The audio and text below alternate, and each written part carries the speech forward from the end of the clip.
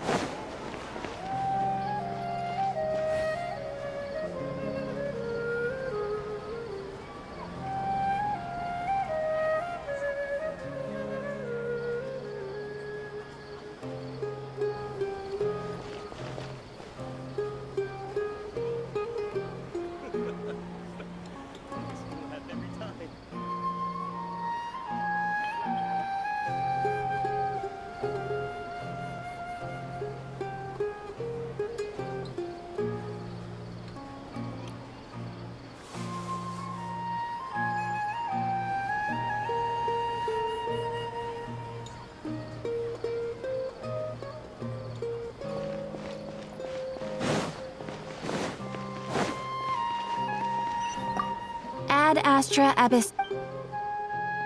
Thank you for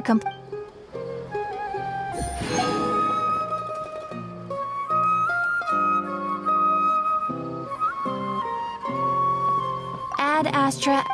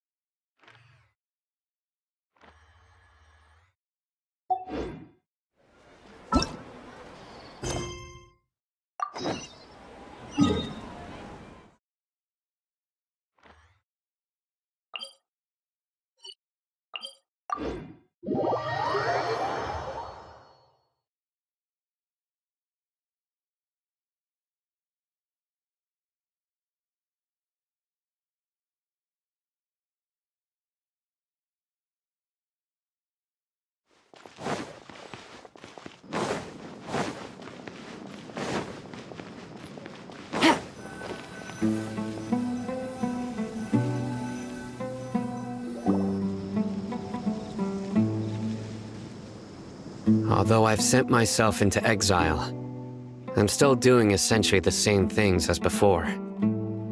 Do you still have any questions for me before we start our investigation?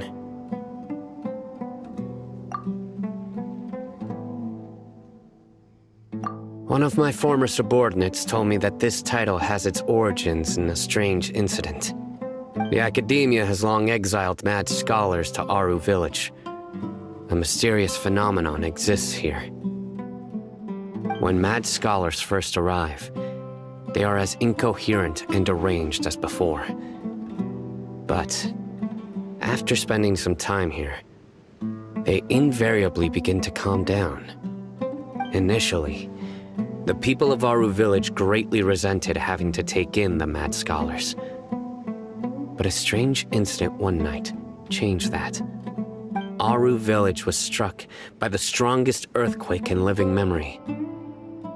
Seeing buildings on the verge of collapse all around him, the then chief of the village was preparing to take everyone to safety.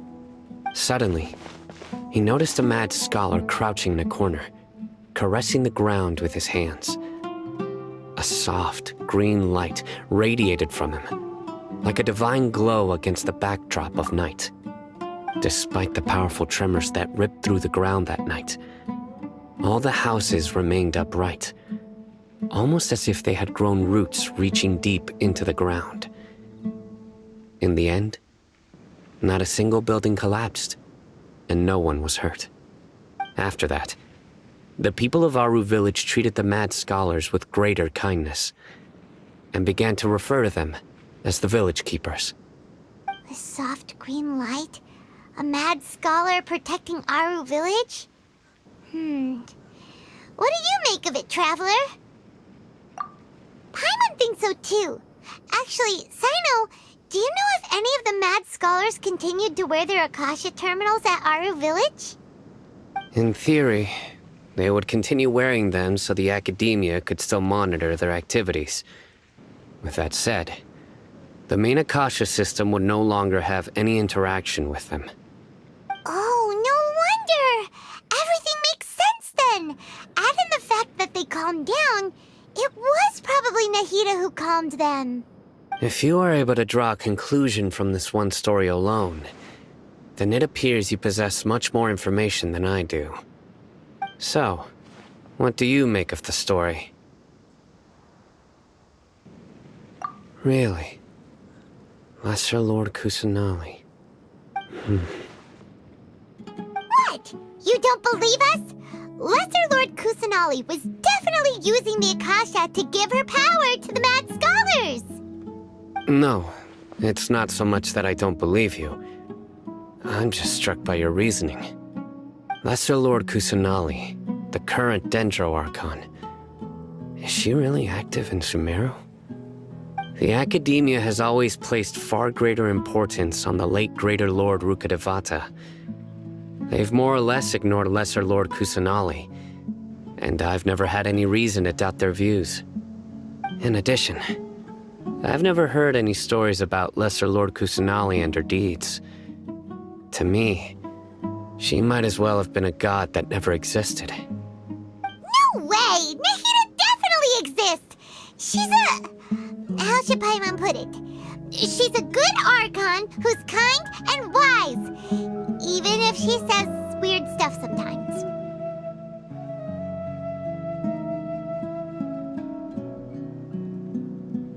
I've spent many years interrogating criminals, so I can easily tell when someone is lying. Good! Then you should know that we're telling the truth! That look in your eyes. I've never seen that from a liar. You two really must have met Lesser Lord Kusanali. How can this be? To think, our Archon has been amongst us this entire time. Alright, now it's our turn to put our skills to good use for this investigation.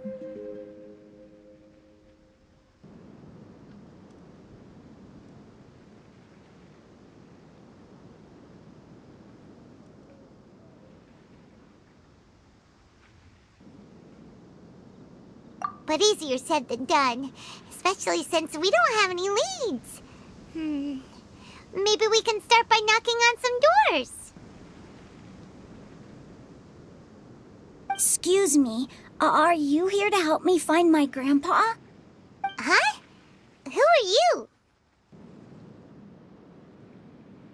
By the sounds of it, a resident of this village. My name is Isak. You'll help me find my grandpa, right? Is your grandpa a mad scholar? Hey, don't say that. Grandpa is just Grandpa. Why do you have to call him that? It's not like he's a bad person or anything. The person you're referring to is not a local, yet you are. Why do you call him Grandpa? Grandpa is just Grandpa. He's my family. I heard everything you said to the village chief. Please, you gotta take me with you. I want to find my grandpa. I swear I'll help. I won't be a nuisance. Ah, so you're the one who was eavesdropping on us around the village chief's house. I was planning to go out and take care of whoever it was, but I had a vague feeling that they didn't harbor any ill intent. Whoa. Oh, Ethan wasn't kidding about Matra having sharp senses. Sino, he's just a kid. All he wants is to find his grandpa. Let's find a way to help him. Sorry. I was only listening in because I wanted to know where Grandpa went. Honest. If you don't believe me, you can ask Miss Candace. All right. But first, let's confirm the facts with Candace.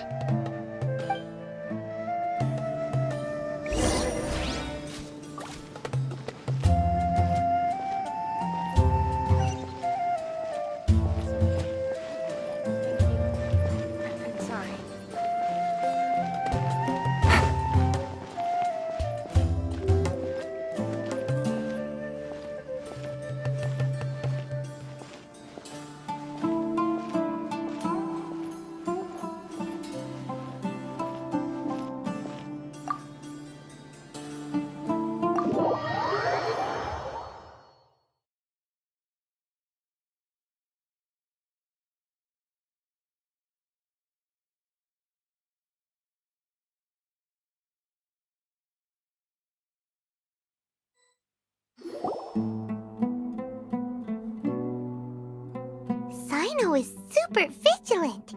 Is this what all the Matra are like? Ah, you're back already.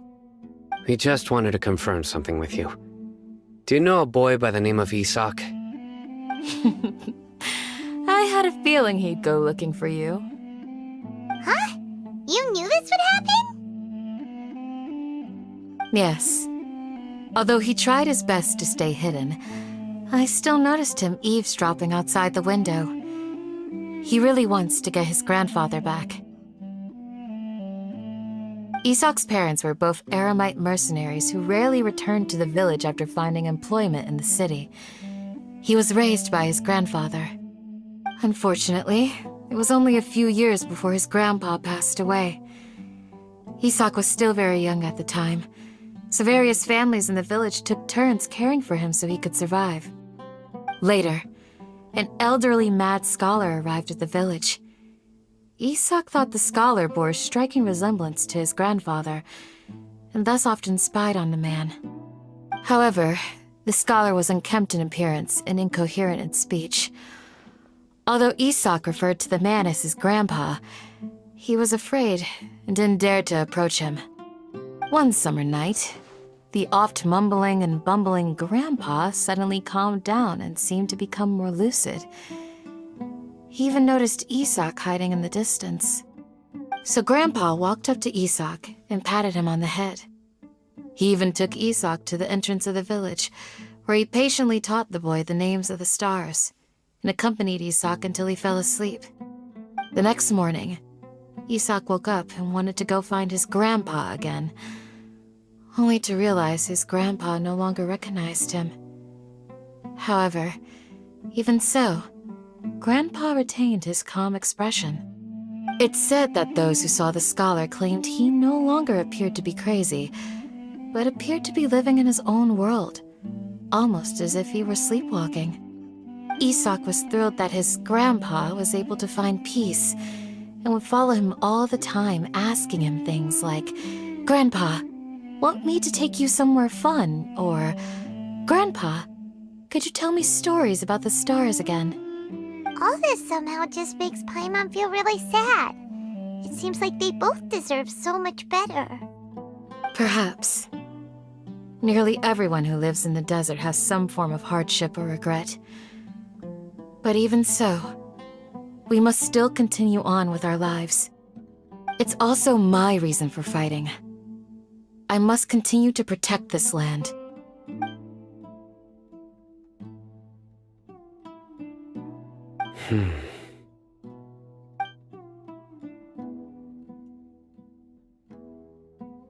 Maybe the people have always had a considerate god watching over them. Huh?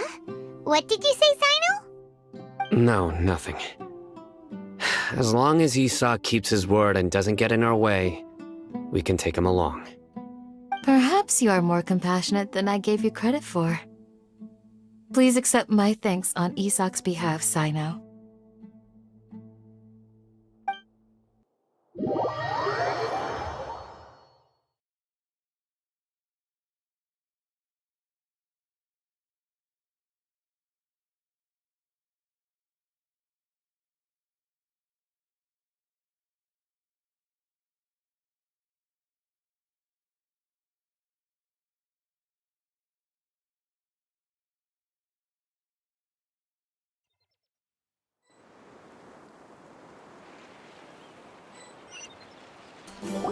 Hey, Isak! Oh, it's you guys! We've cleared everything up. Let's go find your grandpa. Really? Wow! Thank you so much!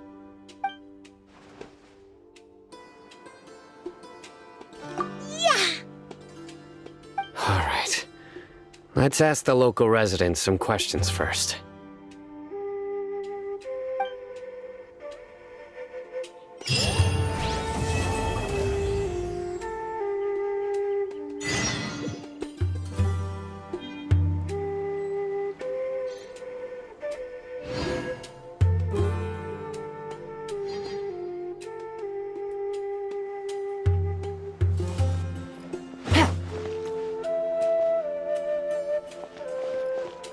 You need to watch out for any signs of earthquakes and sandstorms.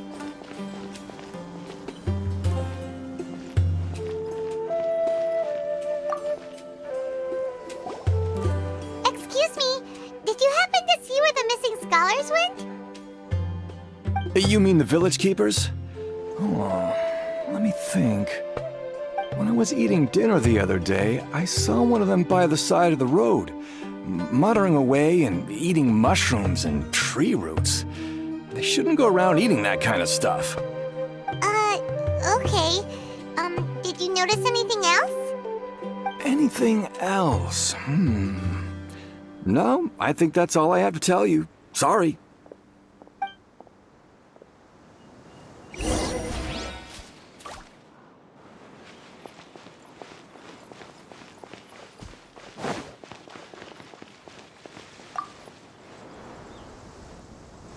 The scholars that have gone missing. Have you seen them? Those eyes. Those fierce eyes.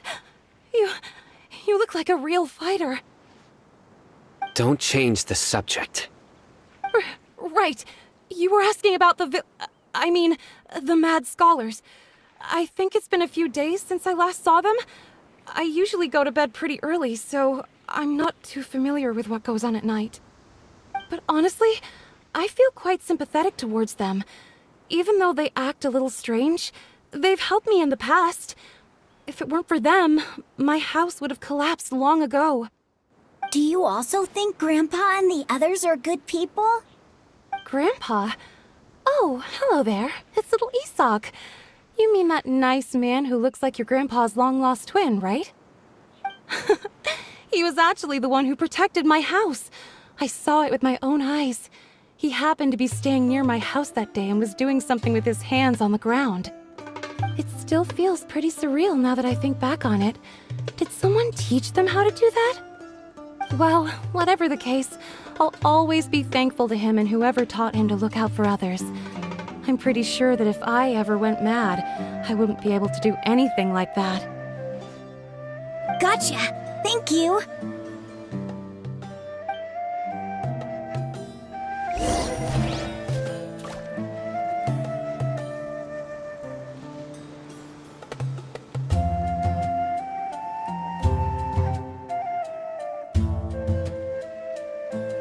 Navigating the world is a whole lot easier with a few different identities to choose from. Need me to come up with some for you?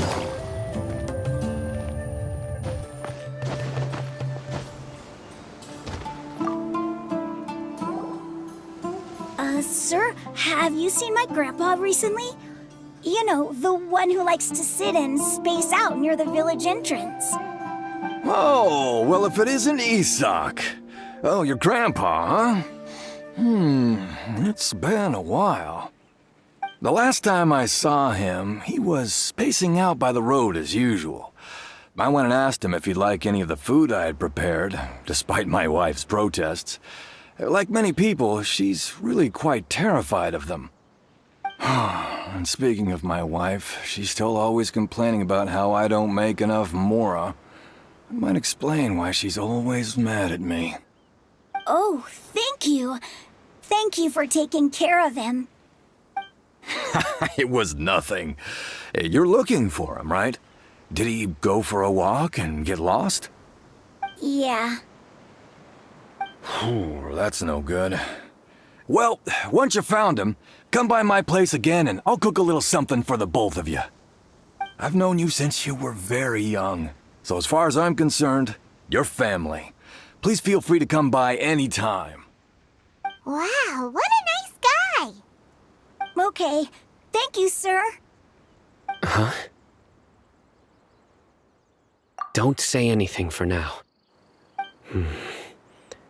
Isak, stay here. Let's head over there. Stay quiet as you move.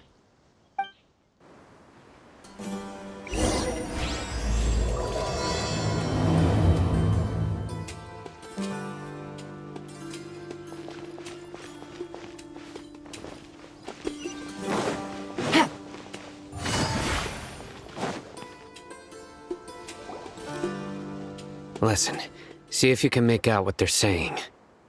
Have you heard? The mighty Scarlet King, the sovereign of our faith, will soon return to this world. Yes, of course I have. The Scarlet King is the one and only true ruler of this land. I've never believed in any other gods. Still, you say he's coming back, but it sure doesn't feel like life's about to change around here anytime soon. What's your proof? Haven't you noticed? The village has been getting more deranged scholars than ever. Delavar was saying that many people also went insane just before the fall of the Scarlet King's civilization in ancient times. We don't quite know why, but it seems like there's some sort of connection between insanity and the Scarlet King. Isn't it a sign of the Scarlet King's power that all the mad scholars have disappeared? If you ask me, they must have been chosen as the final sacrifice for the Scarlet King's resurrection. Huh. Now that you say it, that does make some sense. Does this mean our lives are finally going to take a turn for the better? Exactly. Those city folks will get what's coming to them. Now, repeat everything you've just said from the very beginning. Huh? Who are you? Where did you come from? My patience is running thin. You heard what I asked.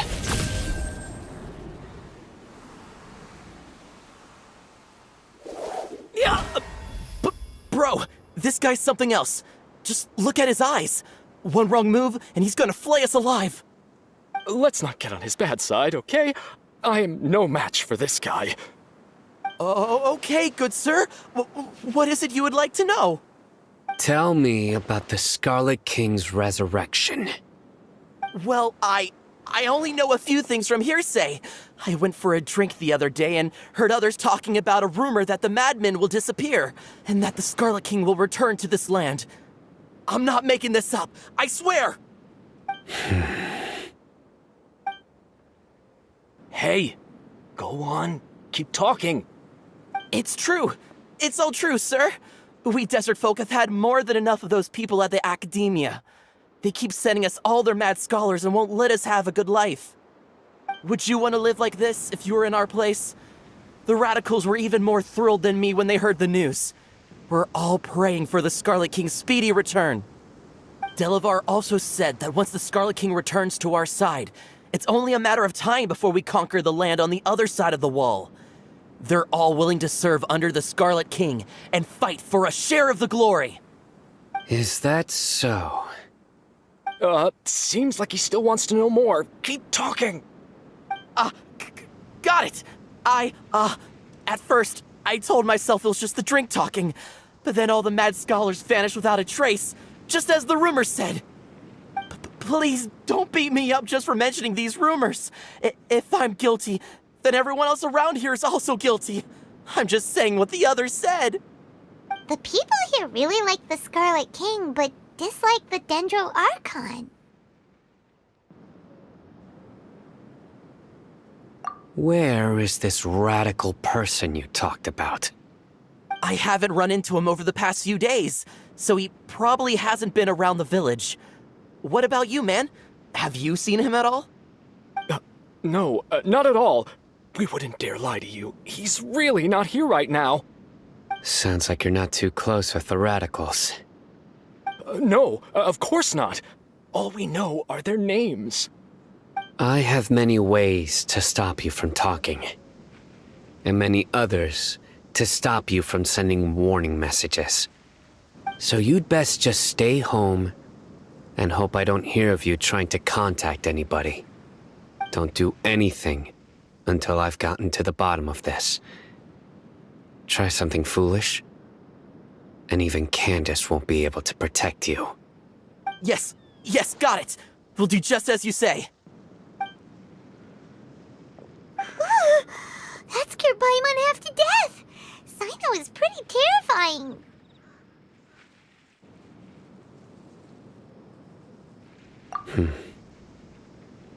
He didn't try to reassure us at all.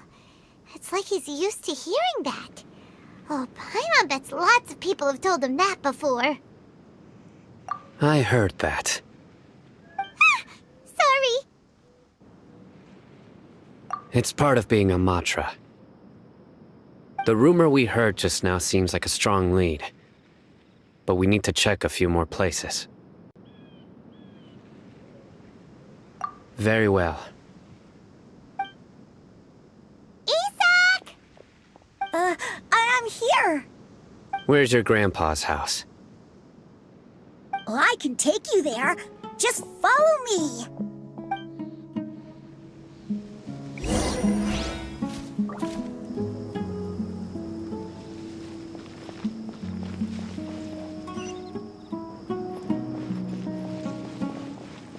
Join the Aramites and embrace a wonderful...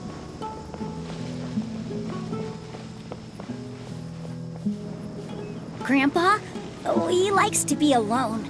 Sometimes he stares at the sky in a daze, and other times he just pokes at the ground with his fingers.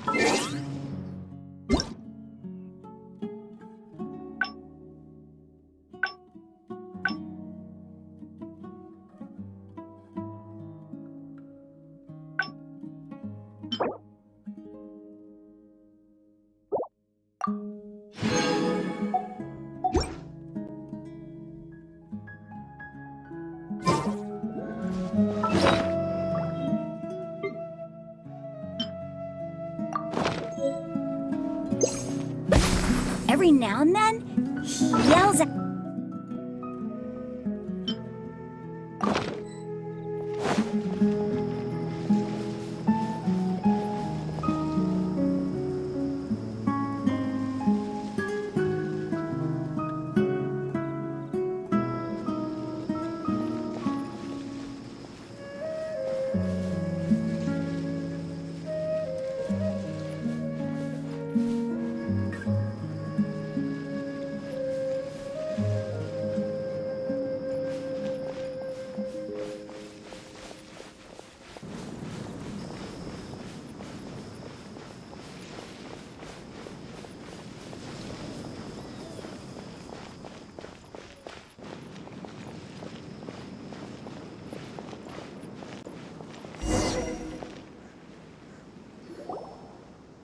This is where Grandpa usually stays. There sure isn't much here.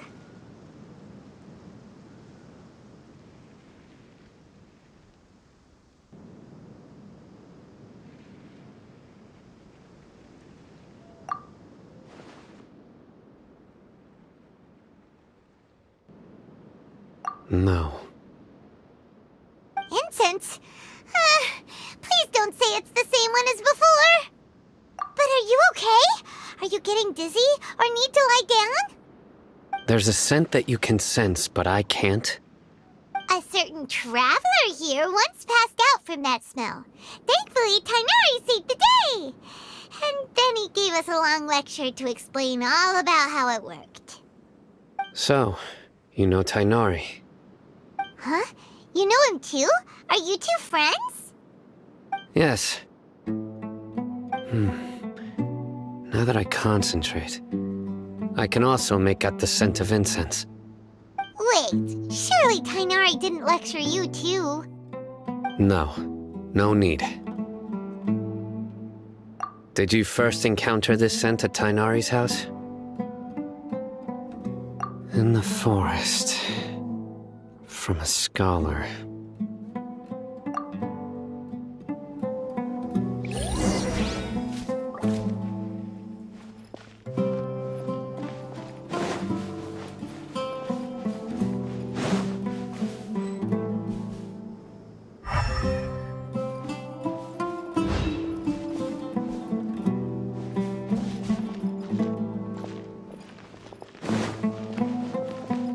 Take it easy.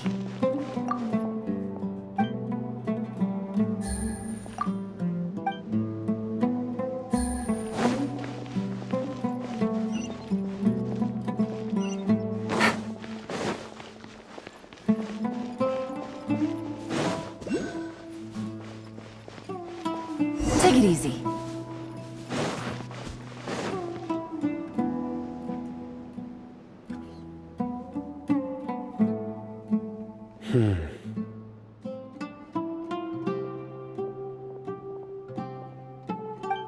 What are you looking for, Sino? Here it is. Take a look right here. Paimon doesn't see anything. Although the traces have been completely buried in the sand, there are footprints here. From the size and shape, they belong to an adult male. This pattern is a common one from this area. Local shoes. This was probably someone from the village. The scent is quite faint, but still extant. The footprints head in the direction of the door.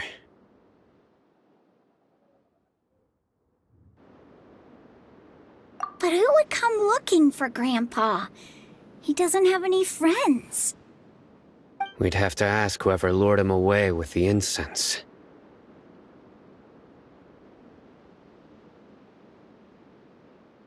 Huh? So you can lure someone away with just a scent? Hey! What's wrong with liking good food? Everyone's got something they love in life. Exactly. Most scholars are fond of incense, since the smell supposedly helps them clear their minds and discover new knowledge. Even deep within the clutches of madness, they still yearn for their knowledge-seeking days, and will follow the scent whenever it presents itself. No, Grandpa. So, someone's taking advantage of their weakness? Huh. Still, why would anyone want to abduct all the scholars? Are the rumors really true? Could the disappearance of all the mad scholars have something to do with the radicals? It's highly likely. Please, you have to save my Grandpa. Grandpa's never done anything wrong. Please help him. Sounds like we'd better help get him back. Don't you worry, Isak. We won't let whoever took him get away with it. Let's head to Aru Village and inform Candace and the others about what we learned here. After that, we'll set off to find the scholars.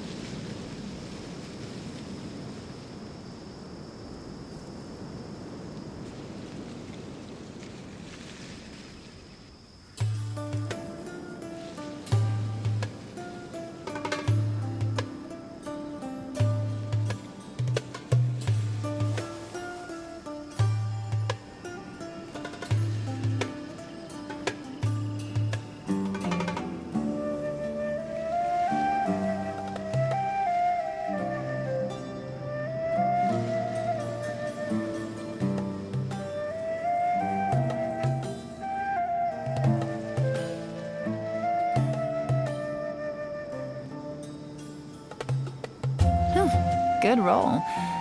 All right, maybe I'll take one more day off and knock out the rest of the work once I'm feeling up to it.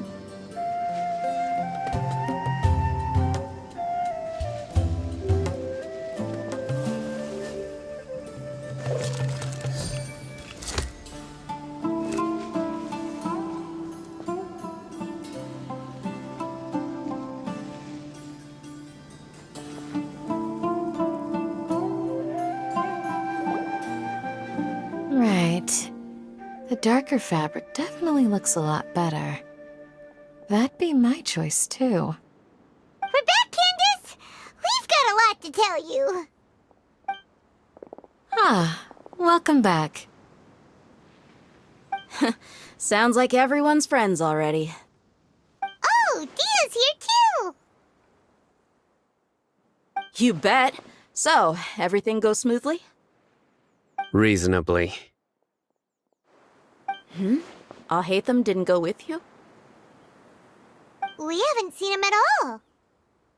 Huh. I saw him around the village entrance earlier and figured he was investigating with you. I guess he must have gone off on his own. Did you find out anything useful?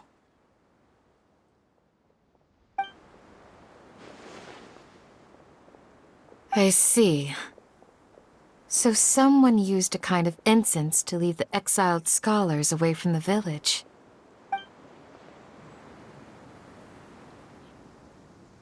The resurrection of the Scarlet King? First I've heard of it. Far as I know, the kind of incense you just mentioned is only popular beyond the wall. Scholars are fond of it, but as you can see, there aren't many scholars still studying around these parts. No seller would be able to make a profit here. Not to mention, making incense is a labor-intensive process. You won't see anybody in the desert with the patience to make or sell something that requires that kind of effort. It seems someone from beyond the wall must have been supporting this. Makes sense. So what should we do then? Do we go back to the academia and search for leads there? If it was any other day, that would be your next logical step. But today, you've got me on your team, so you get an extra tip. Didn't you say that the villager got his news from the tavern? Well, I also like to drink at the tavern, so I know a thing or two about these radicals he mentioned. If Paimon remembers correctly, the leader of the radicals is some guy called Delavar. Ah, yeah. Delavar, the scar-riddled bandit, Engur, the wide-eyed butcher, and Jabari, the duck-tailed bearded crook. The whole lot of them are known around these parts.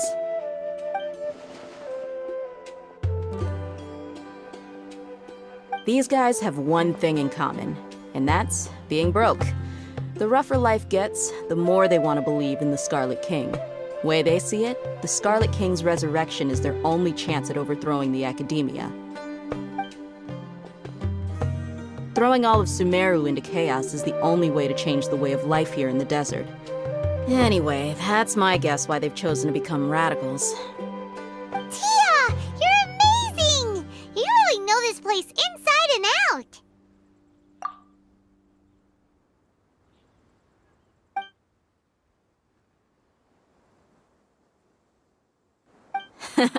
No merc can afford to slack off on gathering intelligence. Every mora I've spent in the tavern has been a valuable investment. Let's head out. Now hold on, you're staying right here, Sino.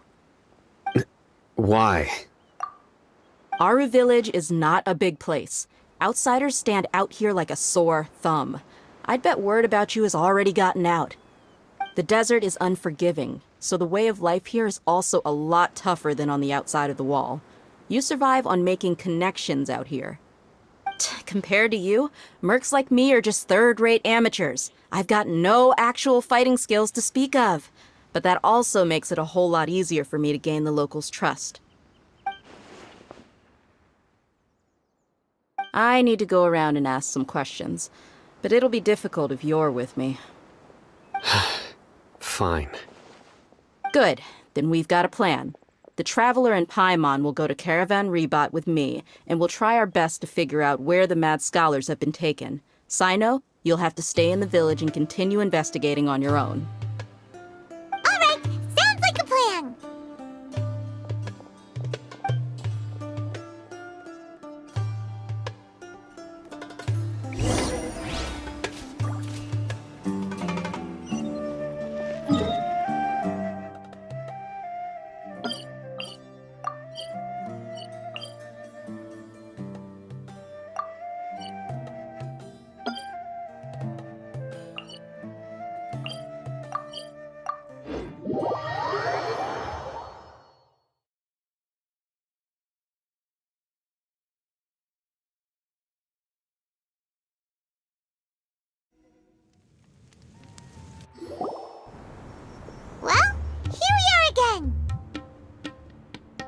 Sounds like you're starting to get familiar with the area. Paimon's amazed every time we see the wall of Samiel. How can a wall this tall even exist? It's almost unreal. I know what you mean. I had the same question every time I walked this way when I was a kid. Also, why is this high wall here? And can a wall really block sandstorms? It was only after I grew up that I realized the wall of Samiel isn't just there to keep out the sandstorms. It serves a more important purpose, keeping out people like us. Sumeru is run by wise and mighty sages. To them, us desert dwellers are nothing but tools that can be used and discarded at their whim. We're cheap labor, like livestock, but easier to control. Nothing more. Even if a child from the desert got the chance to obtain an Akasha terminal, almost all their requests for knowledge would be denied. The academia believes we're underserving. Geniuses like Sataria are 1 in a million. The other children never get a single chance to try and rewrite their fate, even though the academia knows very well that we're humans, just as they are. That's terrible. I would tear down this wall with my own hands if I could.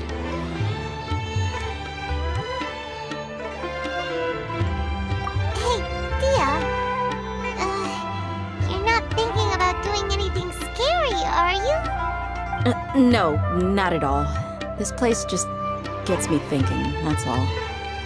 Besides, we're here to procure information, aren't we? Yep, we gotta catch those. Shh! Caravan Rebot is crawling with people, so be careful what you say. We don't want anyone to find out what we're here for. Our mission started the moment we arrived here. Let's go check out the tavern. Maybe we'll find someone I know.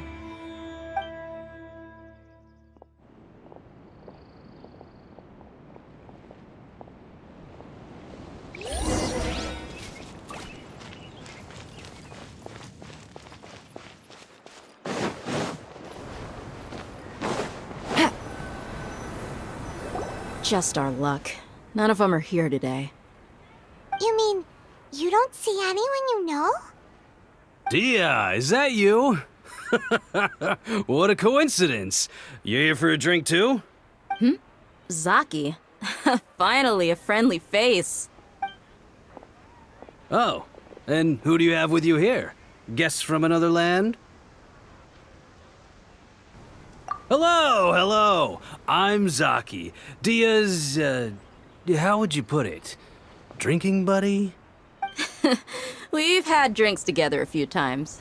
You could say we go back a ways. Anyway, as far as my friends here, they aren't too shabby, are they? You rarely see any Outlanders so friendly and respectful nowadays. Absolutely. Much better than those people on the other side of the wall. So, Dia, are you looking for someone? Yeah. Have you seen Enger, Delavar, or Jabari recently?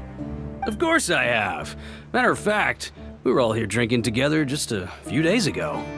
I've got a spice trading deal from another nation. I thought maybe Delavar and his friends might be interested. Know where I could find him? Ah, how thoughtful of you. Then I assume you also know that Delavar's been having a hard time making ends meet these days, so you came here to help him out? Hey, keep it down. Let's just say I prefer to keep this deal a secret. Y'all at Caravan Rebot are like family. If there's more to be made, why not do it together? Besides, Delavar and his friends have muscle. They'd be a good fit for escorting the goods. Yes, how considerate of you. Delavar's my friend too, so of course I can take you to him. Come with me.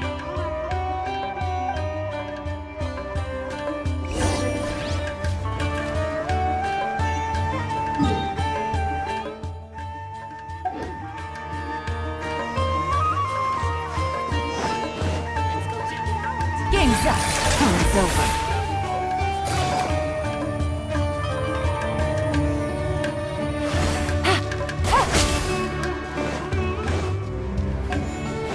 Take it easy.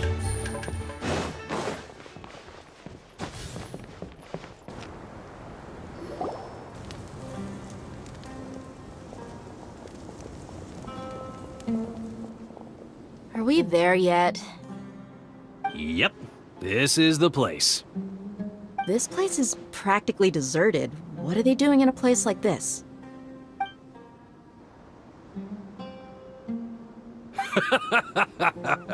Why don't you take a guess? Go on, a wild stab in the dark. You're like lambs to the slaughter.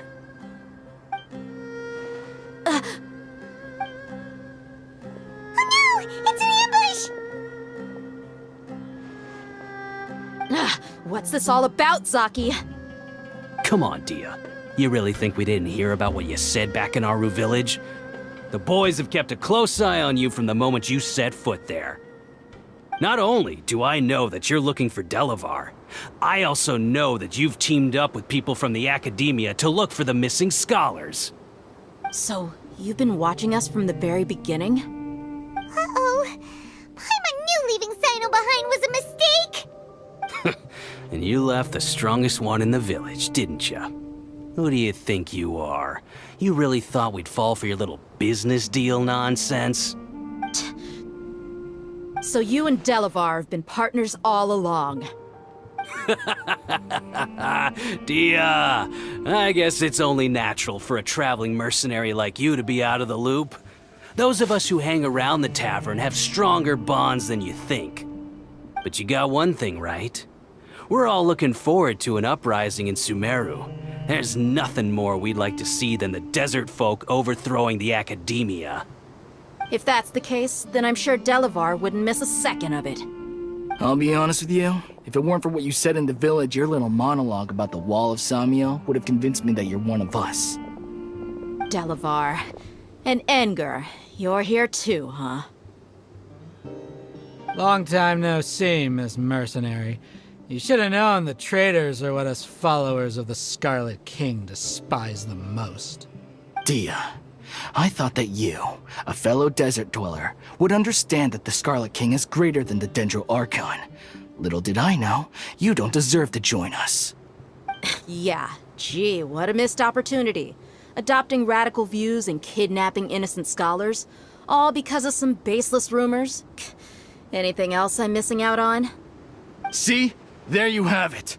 Mercenaries are just a bunch of faithless scum with only one thing on their minds. Mora. Pathetic. You're all like a pack of street rats. You're not wrong. Mercenaries are driven by Mora, and my faith lies with whoever's paying me. As long as there's a profit to be made, anyone can become my friend. Enough talking! Get him! Just as I expected. Let's teach him a lesson, traveler.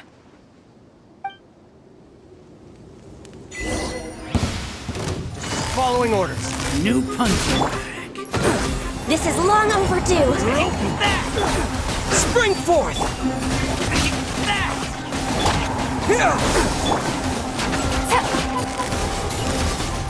Gotcha.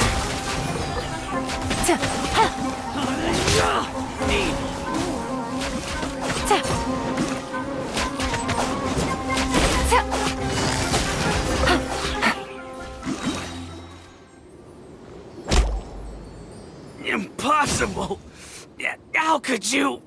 So, what do you think about your meticulous network now, Zaki? How did you say it? It's only natural for a traveling mercenary like me to be out of the loop. I'm guessing your informant told you that I'm just an incompetent merc with no real fighting skills, correct? I mean, that is what I said after all. And of course you would believe everything he reported. The only thing you know about me is that I'm a mercenary, but you've never seen me in action. Even though you heard we went to handle monsters together, you believed that Candace was the only one doing all the real fighting. That so-called Flame Mane is just a fraud. She admitted it herself. She just uses her connections to gain the trust of others. That's what you thought, right? Ugh. You lied in the village because you figured that we'd have people watching you. And you were stupid enough to fall for it. I figured as much the first time we drank together. You all thought you were so smart. Pathetic. Okay, that should be all of them. Whoa! So you've been planning this since we were in Aru Village? No task can be done without preparation. I just happened to notice a couple suspicious-looking people while you were out investigating. Oh, but instead of catching them right away, you let them report back.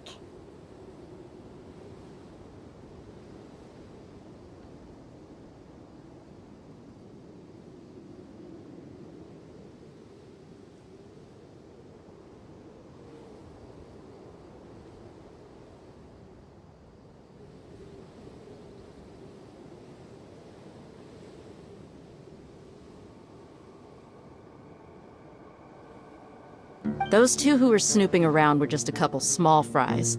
If we want to get the real catch, we have to be patient and give it some time.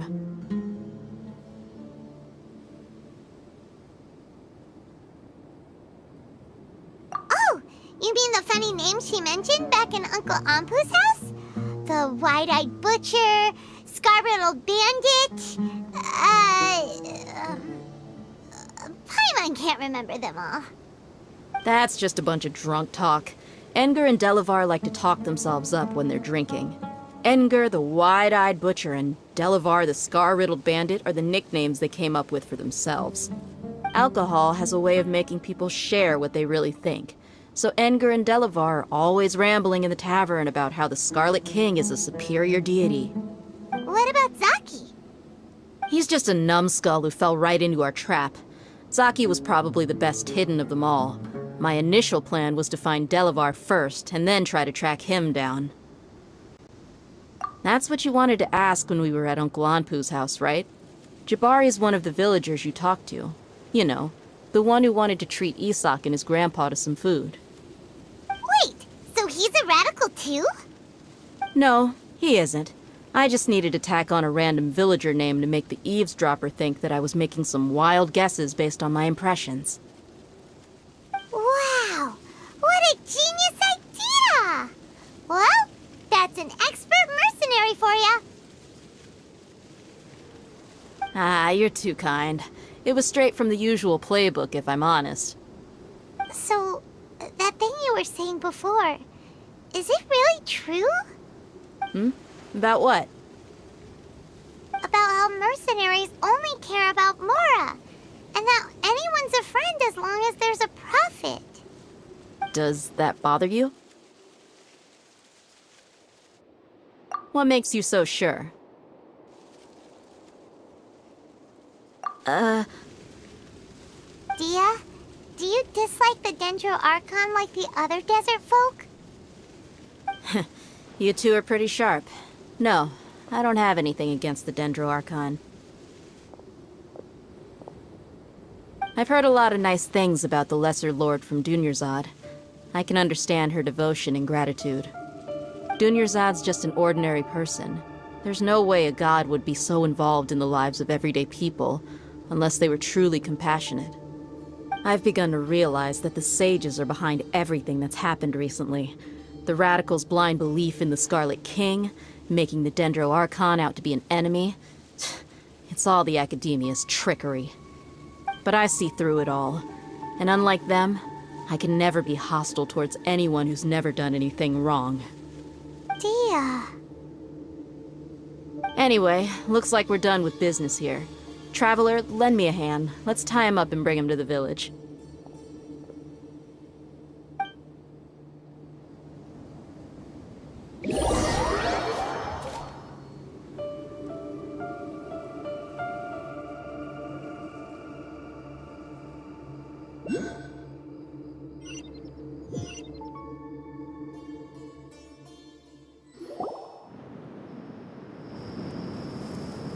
This should be all of them.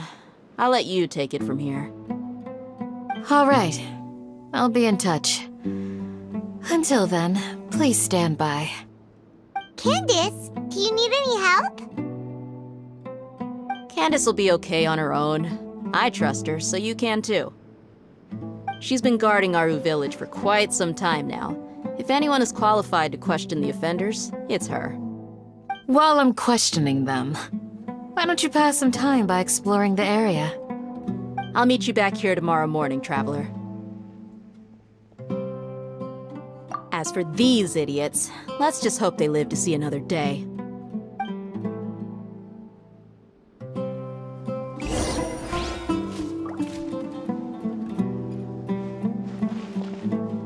You heard the question. Now answer me.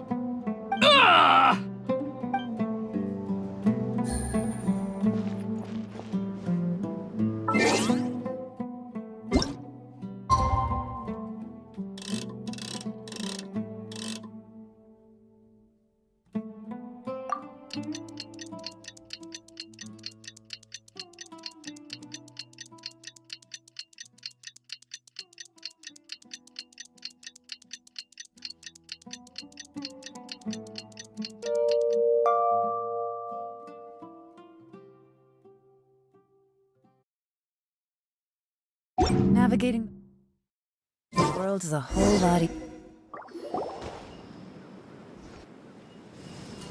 Dia! Right on time. We'll know any moment now. Paimon's been wondering. You seem to know Candace pretty well. Have you been friends for a long time? We've known each other for some time now. She's a pretty interesting person. Even though she's an extremely strong warrior, she never misuses her powers against others. Oh, Paimon knows what you mean. Like a lot of martial artists say, never take the fight outside the ring. Yep, I guess you can put it that way. It takes strong convictions to be as dedicated as she is, and shoulder that kind of responsibility. Us mercs, on the other hand, we pretty much live from one day to the next. Well, Paimon thinks you're great too. Really? Thanks for that.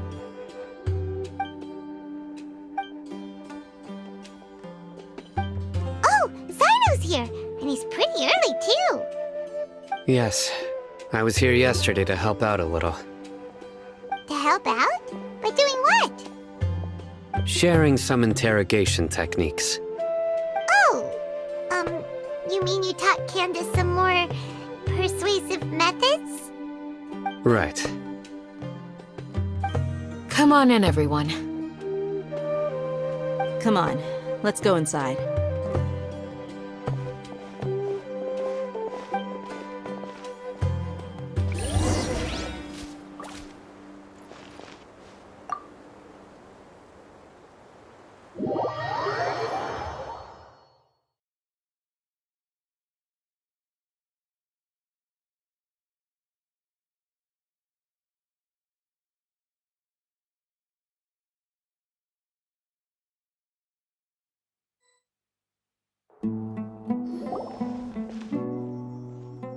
Candace, where?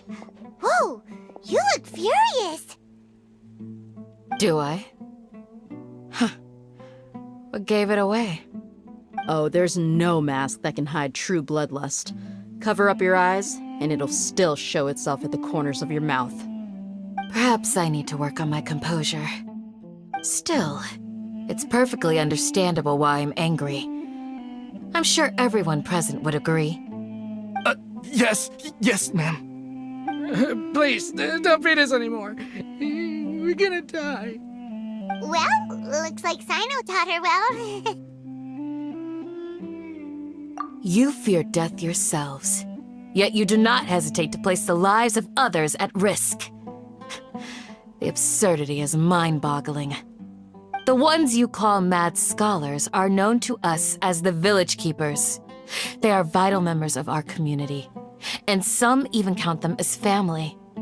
You come here, to my village, and you treat my people as nothing more than stepping stones towards your goal. Tell me, what would you do to you in my position? Mercy! Please have mercy! You've made your bed. We may both be desert dwellers, but there is one thing that I understand better than you. The resurrection of the Scarlet King will only result in war. And war serves no one. The people of Aru Village care little about which god is in power. Life may be tough and tiring, but we wish to preserve our way of life. A war would only cause us to lose all that we have. And that is not a responsibility that you can afford to shoulder. We understand. We're sorry. I'll tell you everything I know. Please, just let us go. I'm listening. You might not believe this, but it wasn't us who came up with this idea. Someone was spreading rumors in the tavern. That's how we ended up hearing about the Scarlet King's resurrection. Some mystery man told us that mad scholars will make the perfect sacrifice to usher in the Scarlet King's resurrection. They give their lives, and we can get anything we wish for. They're called village keepers. Slip up again, and you'll regret it. Yes, sorry. It was all that mystery man's doing. He told us to spread word about the Scarlet King's resurrection and talked us into helping him. In return, he said he'll help facilitate the resurrection process. I'm not sure. That's one. Huh? One what? Strike. You get a total of 3. Then, you die by my hand. Wait, I'm telling the truth. We don't know anything. It was all him. 2. He got us to lure them out of their houses in the night with some kind of incense. We take them to a junction outside the village. Then the mystery guy takes them from there. You gotta believe me, please. I'm telling the truth, I swear. Just ask them if you don't believe me. That was indeed the truth. Traveler, go on.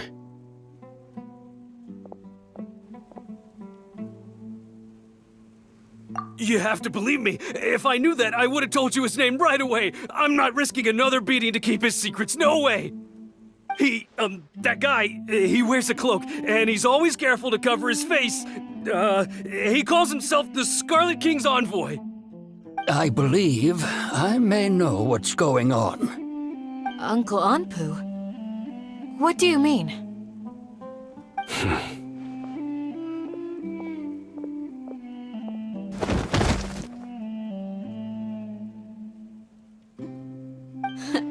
Smooth. Okay, speak. If my suspicions are correct, this mystery man they speak of could be from the Academia. Some time ago, people from the Academia attempted to take the village keepers away. I refused, insisting that they are part of our community. It strikes me now that this secretive character shares the same goal they had. Which means it's highly likely that the Academia was purposely spreading a false rumor to trick the radicals into delivering the village keepers right into their hands. They were the ones who brought them here to begin with. Now they're trying to take them back? We aren't gonna let that happen. Not the Academia again.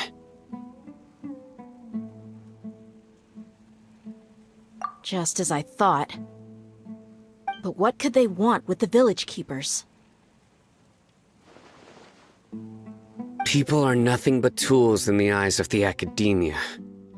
A change in their plans likely means they found another way to exploit the scholars.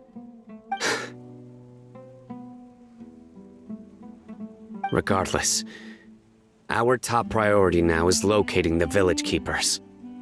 You're right. Isak is still waiting for news on his grandpa. Time to go. Let's leave the village and try to track them down. Yes. Pack up and get ready to leave. You got it. Candace, I'll let you deal with the radicals. Leave everything outside the village to us. All right. Let's meet back here once everyone's ready.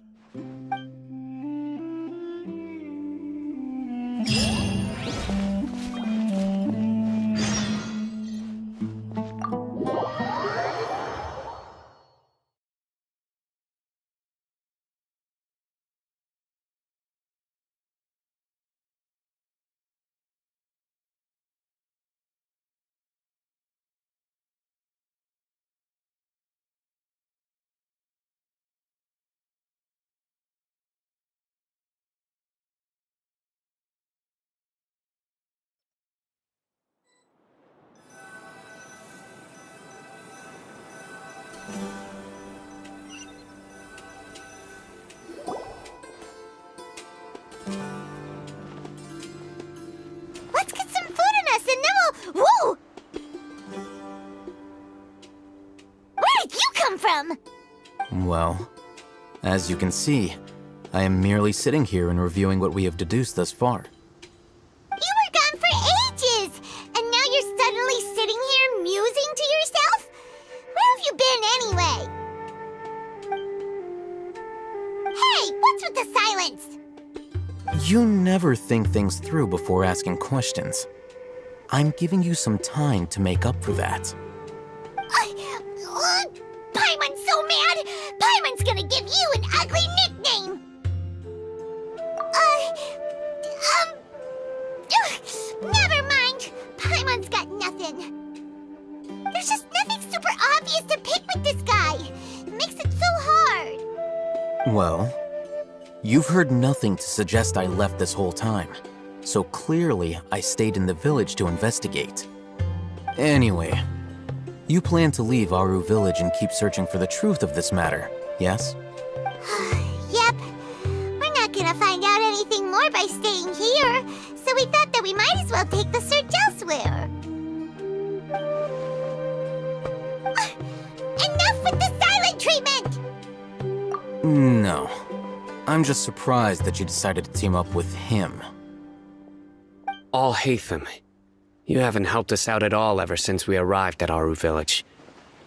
Bold of you to question our choices. Yeah, you're all talk! While you were investigating, I had my own work to do, which I've now finished. Really? Paimon doesn't believe you. To be honest, we aren't really a team, so I have no obligation to inform you of my whereabouts. Not to mention that going separate ways allowed me to find some important information that you all had missed. Huh? Right here in the village? Correct. What did you learn? I'm going to take you to someone. But before that, you need to understand where she's coming from. What does that mean? How do you think the residents of Aru Village feel about what we're doing? In other words, do you truly believe every single word the villagers tell us? You mean some of them lied to us? Hiding the truth does not necessarily equate to lying. Again, these people have their reasons. Remember what Gandis said? Most people in Aru Village don't necessarily care which deity is in charge of Sumeru. That's because whether the Scarlet King or the Dendro Archon has power is of little significance to them. By contrast, the perils of their daily lives are ever-present concerns. They won't simply share everything they know with you without good reason.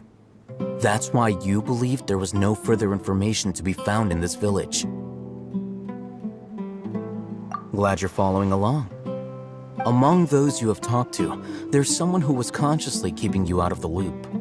In fact, she's been observing your every move since you arrived. The reason being, to someone who only wants to live their life in peace, any external factors introduce unpredictability into the equation. Those eyes, those fierce eyes. You look like a real fighter. Don't change the subject. It's quite obvious that she's intimidated by Sino's authority and strength. Right. You were asking about the Mad Scholars. She corrected herself mid-sentence because she's aware that there are Scarlet King fanatics in the village. If she sounds too friendly towards the village keepers, she could easily make herself the Radicals' next target. I think it's been a few days since I last saw them. I usually go to bed pretty early, so I'm not too familiar with what goes on at night. Remember? She made a point of denying her involvement in anything that occurs at night. But honestly, I feel quite sympathetic towards them. Even though they act a little strange, they've helped me in the past. If it weren't for them, my house would have collapsed long ago. After speaking to the village chief, it became clear that the village keepers had protected Aru Village at night. In other words, the young miss was very much awake during that time. Then why would she lie? By getting involved with an outsider, she risks drawing unwanted attention to herself. As for why she might be so wary about all this, maybe you should ask her. I'll pass on this one. You said that she is afraid of me. If so, it's best if I stay out of this. We're on it!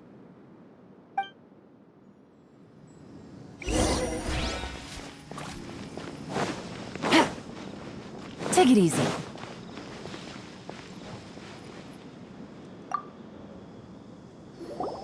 Miss Shawnee, as we discussed earlier, I've brought someone with me. Mr. Alhaitham, I'm aware of where you stand, but how can I make sure that your friends think the same as you? Huh? What do you mean? We need to clarify our stance or something? Go ahead and talk to her. You'll get the answers you want. Go on. Earn her trust. Is it really that simple?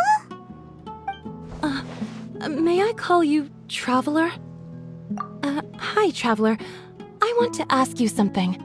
Do you think the resurrection of the Scarlet King can truly change Sumeru for the better? Why's that? That's very similar to what Miss Candace says. I know you two are friends. That's why I'm willing to talk to you, even though I do have some reservations. Before, I wouldn't even have the courage to ask something like this. Traveler, do you believe our lives will get better? Yeah! We came here from another nation, so it isn't wrong of you to be weary. And we aren't really residents of any one nation. But even so, we've met lots of people from different places, and we've always fought for what we believed in. We have friends in Sumeru, and we want to help them. That's why we decided to stay here for a while.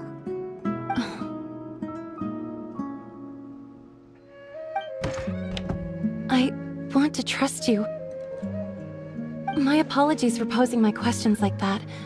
To be honest, I didn't expect you to come back for more information. Alhaitham told us you have your reasons. It's okay. We understand.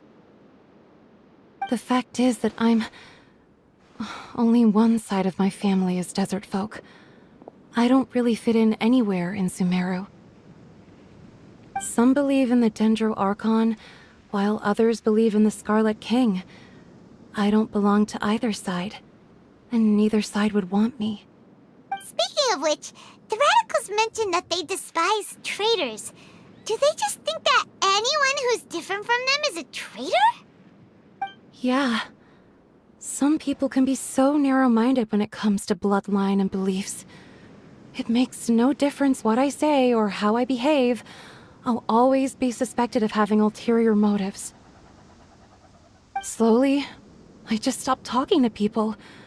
I pretended not to hear or see anything. All I want is to live my life in peace. And then it happened. The village keepers who had helped me disappeared with no explanation, and I didn't dare breathe a word about it to anyone. Until now. You can tell them. I'm sure he'll keep your secret. All right. I'll tell you what I told Alhaitham. I actually have a sharper sense of hearing than most. Sometimes, I hear strange crying sounds in the night. There are ghosts? Perhaps. I'm not sure. It's faint, but it's definitely the sound of crying. It comes from far away in the distance, and always carries very raw emotion. It used to be louder and more frequent, but ever since you arrived in the village, it doesn't seem to happen as often, and when it does, it's much quieter. I have to focus really hard to make it out. I confirmed this with the guards on night duty. They also have someone with a good ear, and he's heard similar sounds at night. But, because we're in the middle of a desert, he would rather believe that they are the cries of beasts than ghosts. There's really nothing around these parts, except for an old hospital not far from the village. I think they used to use it for treating Elazar, but it's been abandoned for years. Yeah, let's go!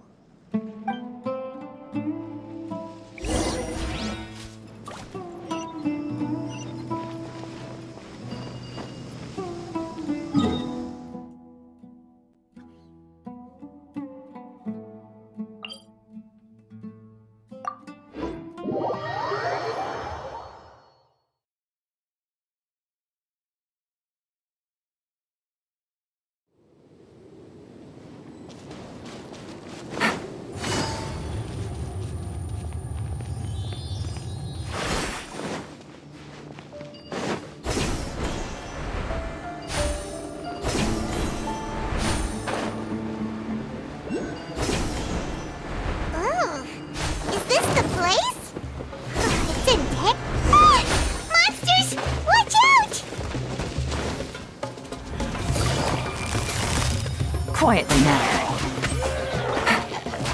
Things are about to get dicey.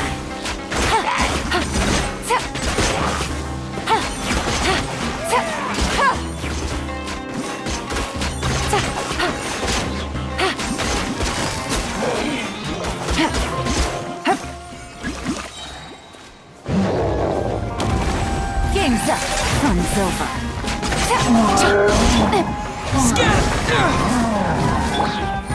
Busted.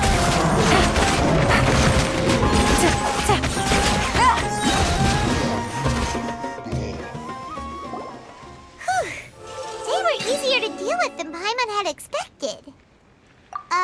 Super strong bandits? Or monsters taller than buildings dropping out of the sky? Or, something like that. He looks super serious. We gotta stay on our A game too. This is the one.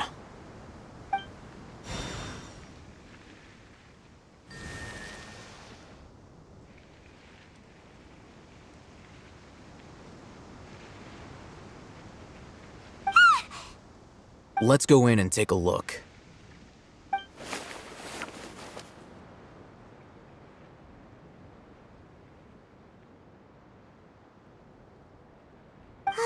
Hey, we haven't found squat. Are you sure we aren't wasting our time here? Patience.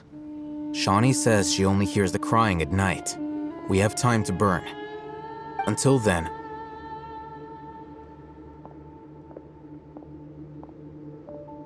I'm taking a break. And just like that, he sits down. Wait, he even brought a book to read? What are you reading? Let Paimon see! Okay, sure. Huh? The natural position, which is the positional propensity of an entity in natural motion in contrast with an object in forced motion? Huh? When free from external influences, every entity displays the tendency to follow its natural trajectory? So, you got that? Oh, Paimon gives up. You keep reading your book. See ya! How is he so relaxed? Look at him, reading an impossible book in a creepy place like this.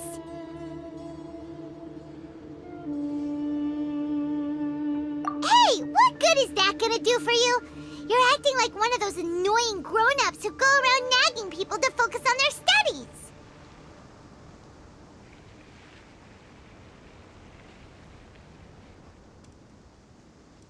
Hey, what gives? Shouldn't you be the one providing for Paimon? Oh, right. Okay then. Thank you for working so hard and earning so much more. If it weren't for you, Paimon would probably still be floating around in the ocean somewhere. Thank you.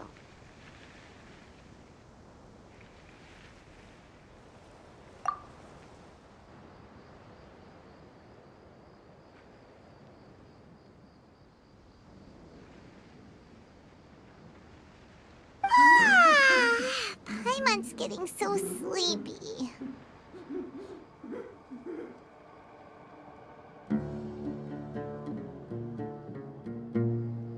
Huh? What was that sound?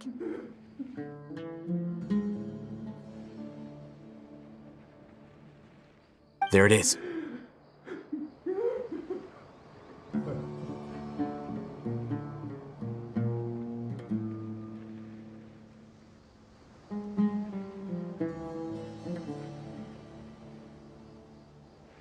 It's coming from that direction.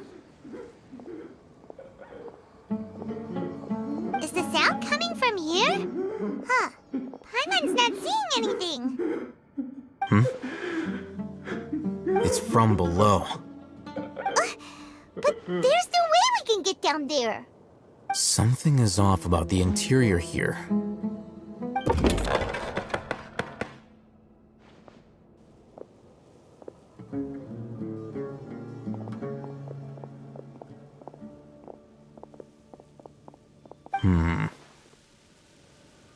As I thought, there's a hidden structure. Wow. It's like they tucked another hospital into this one. Oh, it looks like there are other mechanisms around here. Let's keep exploring.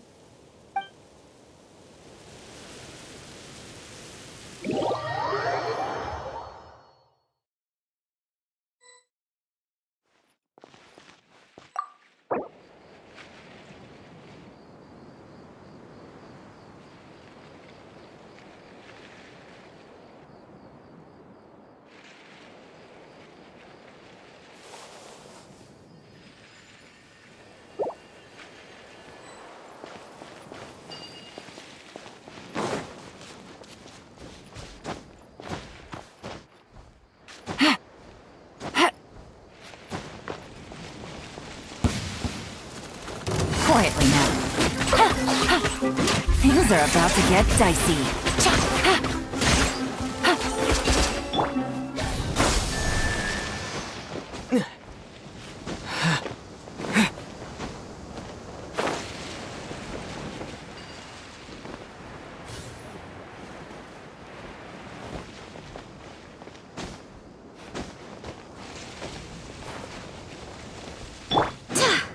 I swear by my sword!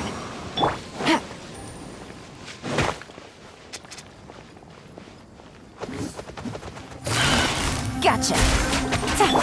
Propagate! No touching!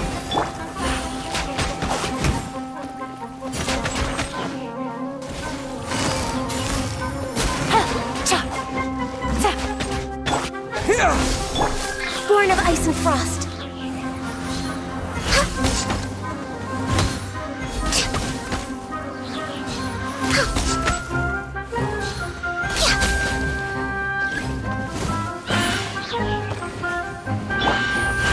Quietly now.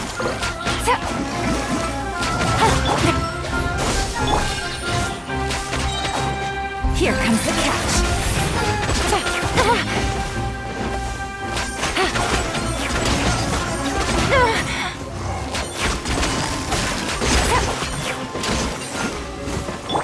Scatter!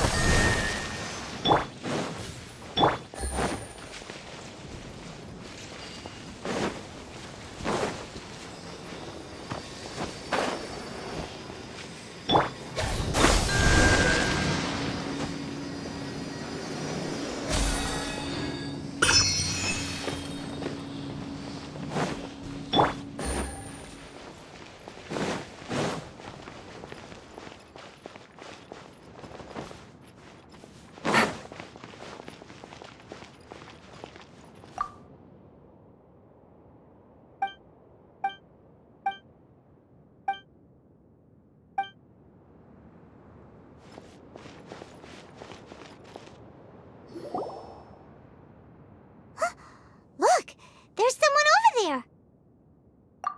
Good idea. Let's approach him slowly without alarming him.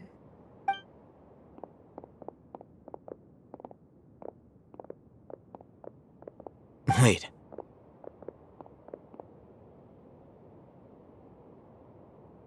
You're... He can't speak, and his eyes are unfocused. But he looks too young to be anyone's grandfather. Also, why is he the only one here? Didn't expect to see him here. You know him? He's Razak, a senior of mine at the Academia. He's a scholar too? Is he the kind that holes up in a forest and mumbles stuff about training? No. And that's the problem. Razak was never involved in any of those things. He never trained in the forest, let alone reach Satyavada life. Leaving that question aside for the moment, him being here alone means that we might be too late. Looks like they've already taken everyone away. For whatever reason, they left Razak here. Perhaps they simply didn't have time to come back for him. There are drag marks on the ground. They're clearer by the doorway. Someone was forcefully drawing a cart that was loaded with something heavy. Loaded with people? That is one possibility. It looks like they were in a hurry, as if they were afraid of being caught. In their haste, they failed to notice Razak hiding in a corner. The symptoms are identical. Looks like we found living proof. Huh? Why do you say that? Allow me to jog your memory. Recall your time at Port Ormos. Don't you think his symptoms look familiar?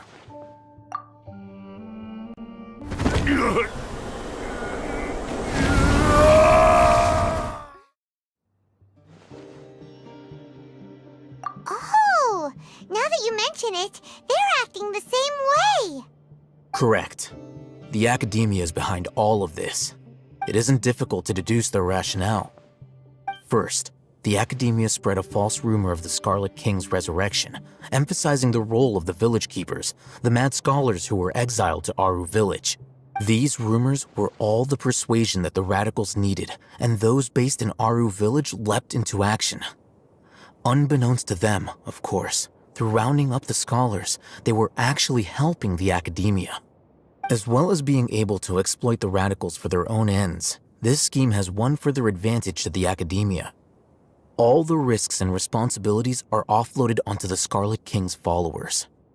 Life for the desert dwellers has been brutal ever since the Scarlet King's death all those years ago. Beneath the surface, feelings of desperation are widespread. Many would give everything they have for the prospect of something better. Anyone looking to exploit that for their own ends simply needs to make a few empty promises. Even if complications arise, people will see that those involved are all followers of the Scarlet King and look for no further explanation than differences of belief. A deep-seated mistrust of the desert and everyone in it by the rest of Sumeru will make sure of that. The notion of an Academia plot wouldn't even cross their minds. It may seem like a simple strategy, but it is able to work wonders under Sumeru's current circumstances. Oh, that makes a lot of sense. It's in line with the village chief's theory, too. But there's still one very important question. Wasn't it the Academia that brought the scholars to Aru Village in the first place? Why does it want them back now? Throughout this process, one thing has changed. The scholars' identity. First, they were scholars. Then, they became lunatics. After that, they were exiles. And finally, they become missing persons. An exile is still patently a living, breathing human being. But when someone becomes a missing person, that is brought into question. If you can't find someone, you have no way of knowing what exactly happened to them. That makes missing people an ideal resource. Resource? For what exactly? One possibility is that the information in their brains could be extracted into knowledge capsules. Extracted? You mean canned knowledge comes from people's brains? With the technology of the Sumeru Academia, it's entirely possible. Perhaps the process caused them great suffering, which is why they cry out in the dead of night when no one is watching them. So, the human brain... Nope, nah, Paimon doesn't want to think about this. I'm the Academia scribe, after all. I'm familiar with their projects. Anyway, judging by Razak's state, the contents of a divine knowledge capsule were extracted from his mind, but something went wrong in the process. Or perhaps his curiosity got the better of him, and he used such a capsule for himself. Paimon's a little confused. Can they just use anyone's brain?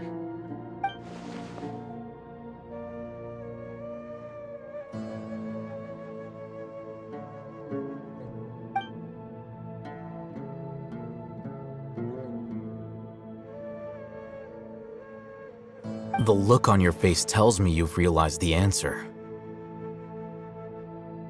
That's right. To some scholars, gaining knowledge about the gods is their entire life's pursuit. Extracting canned knowledge is just one of the extreme measures they turn to.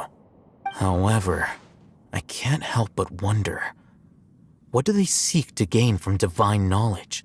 The academia is going out of their way to look for forbidden knowledge, but what is their ultimate goal? I've spent quite some time trying to analyze the contents of the divine knowledge capsule, but to no avail. It seems like my way of thinking is too different from theirs. You mean you're not even slightly interested in getting your hands on this forbidden stuff? All scholars seek to expand the horizons of knowledge, but I'm not particularly interested in gods, so I don't share their degree of zealotry. Extracting information from people as if they were lifeless objects?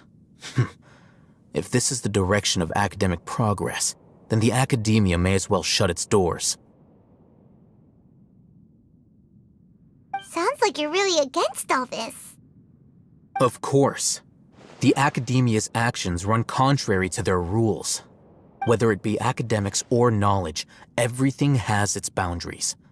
If those lines are crossed, the rules and order that govern everything in the world will be destroyed. This matter needs to be corrected, just like fixing a typo in a book. Wait, didn't you step in to help because you felt sympathy for those poor people? Not to be callous, but no.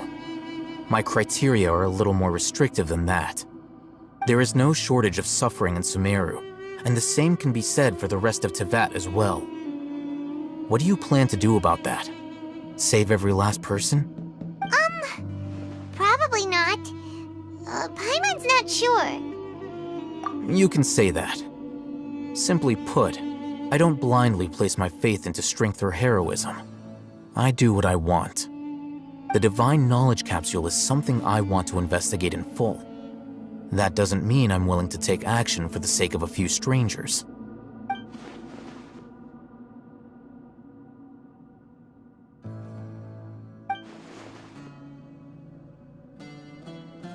Paimon's been wanting to say this for a while. There are a lot of bad guys in the academia, but you're not one of them. You're their weirdo. You're probably right. Though I must say, I quite enjoy this feeling of being the odd one out. Uniqueness is also an asset, is it not? Wow, that's a great way to think about it. Paimon's really impressed. If only Miss Shani had a similar mindset, her life would definitely be a lot easier. I'm just a more likable person than her in general. There's nothing more to it than that.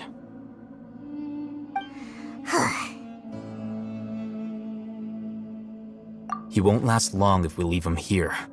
Let's take him with us. We'll work out our next step after we return to Aru Village.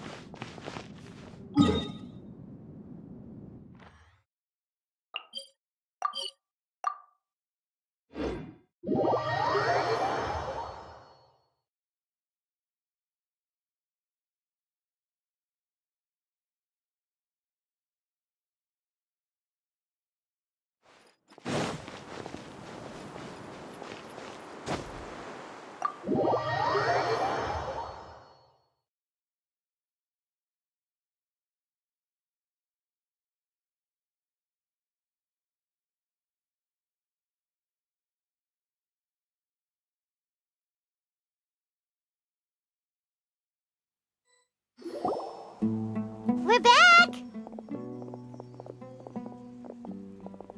You must be tired. You should rest and take some water. What's the situation? Who's this? Unfortunately, somebody who's too young to take on the role of Isak's grandfather. Nevertheless, he's one of the people we're trying to find.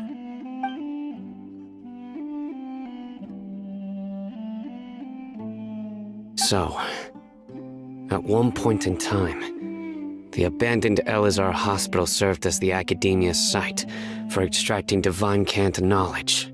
Yep, pretty much. Their plan must have been implemented at some point before we arrived at Aru Village, since divine cant knowledge has been in circulation for a while now.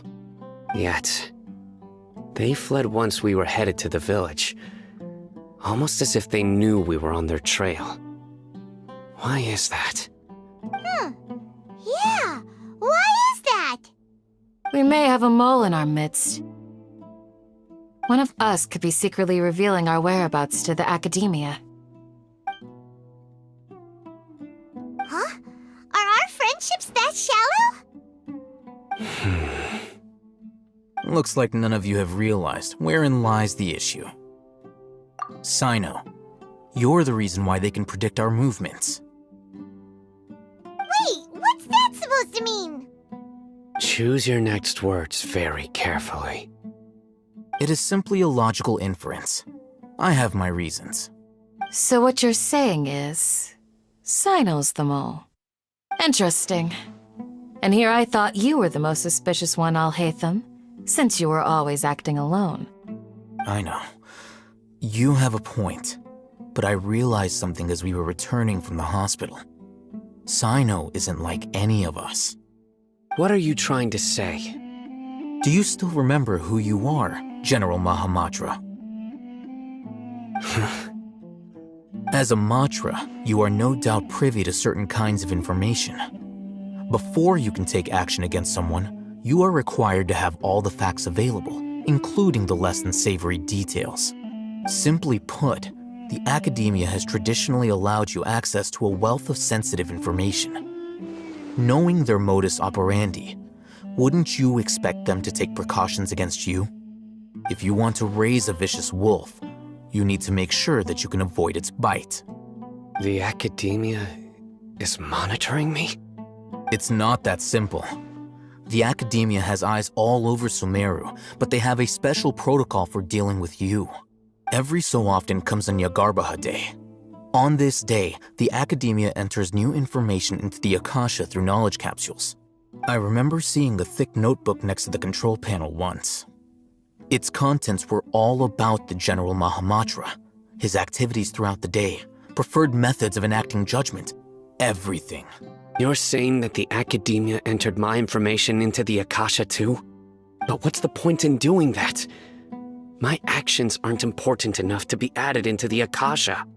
The Akasha is capable of computation.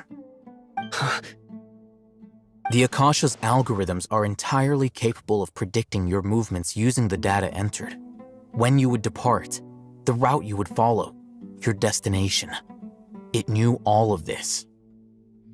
It predicted my every move. The Academia has been watching you longer than you think. So that's how it is. Sino adheres to his principles so strongly that he's actually a thorn in their side.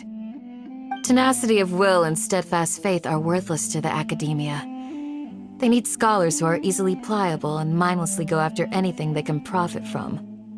Sino, don't take it to heart. This just proves how much of a trustworthy ally you are. They escaped because of me. Don't blame yourself. It's not like any of us would have known. I have an idea. If they predicted my movements, then I might be able to guess where they went. Whoa, you bounced back fast. There is always an opportunity for safety after danger passes. Oh, so that's how it is! Paimon gets it now! If the Academia is trying to avoid Sino, then the safest place would be... Yep, that's right! They'll want to proceed in the direction opposite of where I'm going.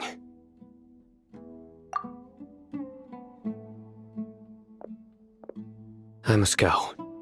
There's also something I want to investigate. Let's go, guys! After him! Please, wait! I want to go too! You want to go too? If so, you have to promise you'll stay safe. I want to find Grandpa. I promise I'll be careful and not cause any trouble. Everyone, I leave him in your hands. Yay! Let's go! Remember to pack some food Paimon feels like we're missing someone, though.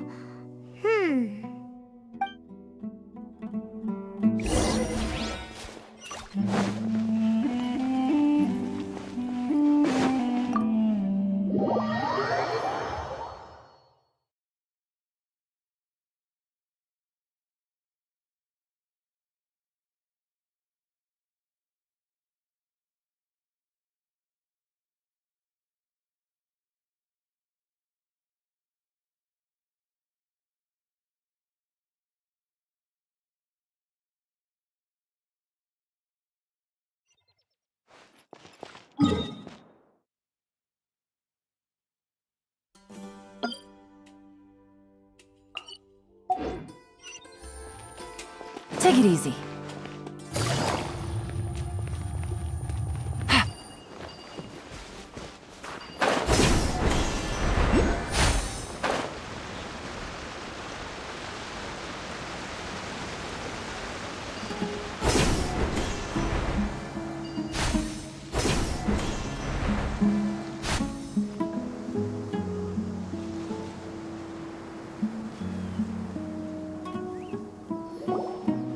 So, where do we go from here? Yes. After leaving the village, we should head straight toward the desert.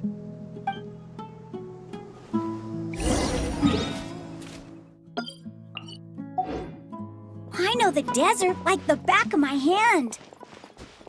Is that because you play here a lot? Yep. One time, Grandpa almost got lost in the desert, but I was the one who brought him back.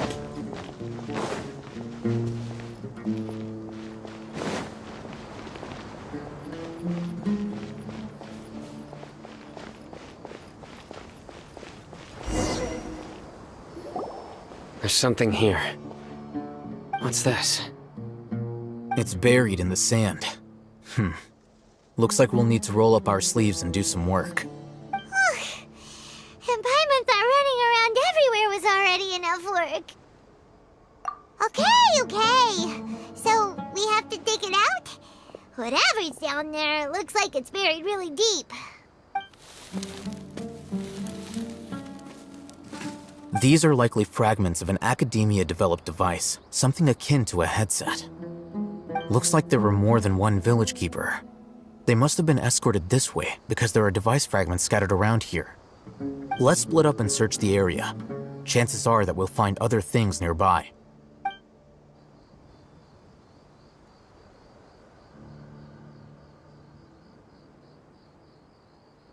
Is this what we're searching for? It looks kinda scary. This is definitely a device used to extract divine knowledge. How did it end up buried in the sand? That can't have been part of the plan. They must have been attacked along the way. Wait, what? Grandpa, I hope you're okay. Don't worry, your grandpa's gonna be fine. Razak didn't display any signs of starvation or dehydration, which means that they left fairly recently. We should be able to catch up. One more thing. Given that the device had been entirely covered by sand, I believe the attack must have happened prior to the sandstorm. Let's keep going. They can't have gone far.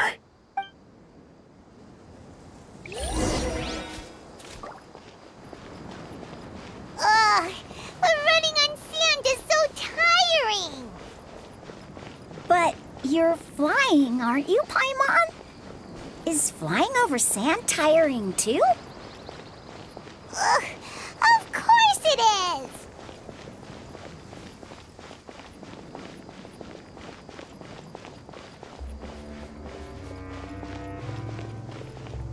Voices, over there. It sounds like an argument. Whoa, you have really good ears. Don't get any closer. They'll notice us. Dia's talking with the Eremites? Very interesting. Let's listen in. If you had informed me sooner, there'd be plenty of room for us to... You're one of us. We would never lie. Scholars. You don't know as much as I do. Need me to... I knew it. That's our Dia. Dia? Why would you... Dia! Hey, what are you doing? Huh? Didn't you say you'd help me find Grandpa? Why are you on their side? Well, look who's here. Ain't that something? This complicates things. You've betrayed Aru Village. So, this is the great General Mahamatra. Dear, you'd be better off as my assistant than hanging around with this motley crew. Seen for yourself. I have the means and methods, and my ideals are far more admirable than theirs. I'm not the type that's easily swayed, Raman. You of all people should know that. Wait, what's going on, Dia? Whose side are you on here? Shut it, Paimon. It doesn't matter. Whichever side you pick, nothing could deter us from the grand mission of resurrecting the Scarlet King. Once our Lord of Old returns to this land, we will have a new beginning. Face the facts, Raman. It's not gonna happen. You should understand that more than anyone.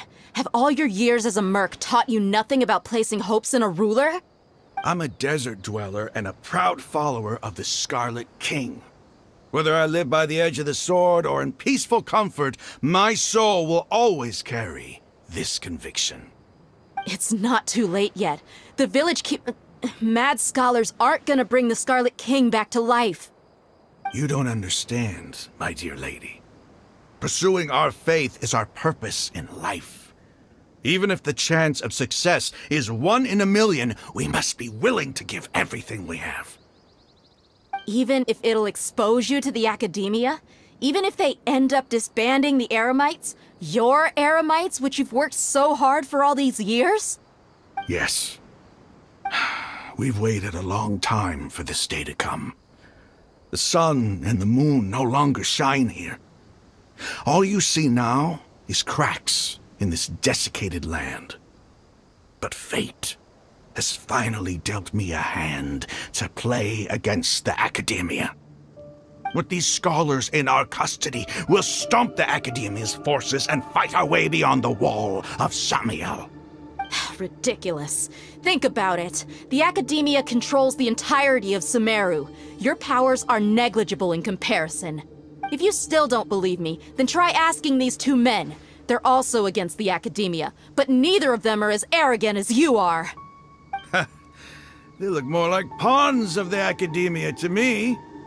Why would I listen to anything the people of Greater Lord Rukkhadevada have to say? Filthy traitors. Your god abandoned all honor and betrayed the Scarlet King. We desert dwellers will never trust the likes of you. It's impossible to communicate with someone so hostile. Perhaps we should. Do you really believe that by kidnapping the scholars, you'll be able to negotiate with the Academia?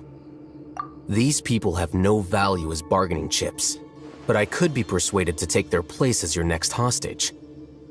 These scholars were exiled from the Academia. I, on the other hand, am their current scribe, and will be a much greater asset to you. Wait, you can't be serious. So, you want to trade places with the hostages, do you? Precisely. Any wise person would gladly accept my offer. What are you thinking? What if they decide to kill you instead? Well, that would be bad luck for me. However, I'd get the chance to observe the scholars, perhaps even find out the truth. Think you can talk me over with that confident look of yours? I'm not trying to persuade you. I'm using this as a means of joining forces against the Academia. You are the scribe. What do you have against the Academia? Not all desert dwellers believe in the Scarlet King, and the same applies to the Academia. Why must all knowledge seekers approve of the Academia's way of doing things? You Academia scum. Every last one of you is nothing but a hypocrite, just like everyone else on the other side of that wall. I've made myself clear enough. I won't listen to another word from the Dendro Archon's people. Not so fast. I'll hate them. Do you stand by everything you just said? I never make empty promises. You know you're making a dangerous decision, right? I do. Good. Raman, hear me out. These people are my friends. Maybe you can't take the followers of the Dendro Archon at their word, but what about me? Do you trust me? We've known each other for years. Of course I do. In that case, I'm willing to vouch for their honesty with my right arm.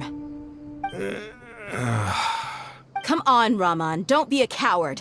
If you're serious about taking on the Academia, you need to steel yourself. You can't be afraid. An arm from the Flame Mane. You've piqued my interest. But what if you refuse to oblige? What should I do then? No one's a fool here, Dia. We're mercs. And mercs don't tend to live long unless they have their wits about them.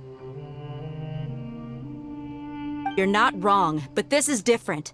I promised my friends that we'd bring back the Village Keepers together. Let's do it right here, then. Give me your right arm as proof of your resolve. Don't listen to him! He's not even trying to negotiate! He just wants to make things more difficult! That's fine. Are you crazy?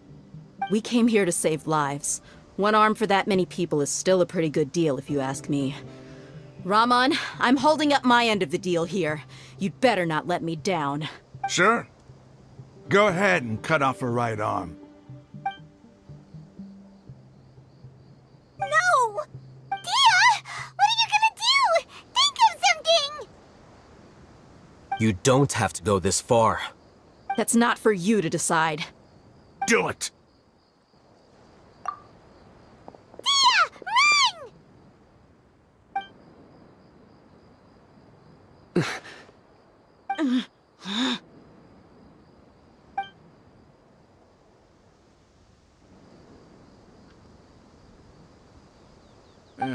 Stop! What's wrong?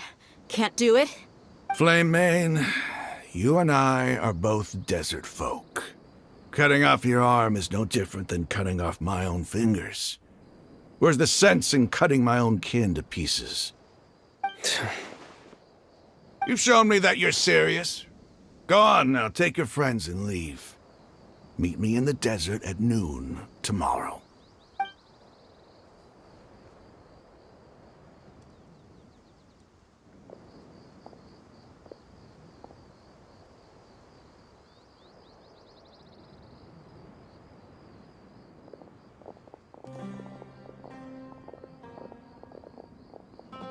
Phew. I was really counting on him not going through with it. Dia! That was crazy! Have you all lost your minds? What if he'd actually cut your arm off? Then I just have to hold my claymore with my left arm. Okay, I'm sorry. But sometimes when you're out on a limb, you gotta double down to seal the deal, you know? Don't ever make a promise like that again. I can deal with the likes of them. If it came down to it, you would not lose to them either.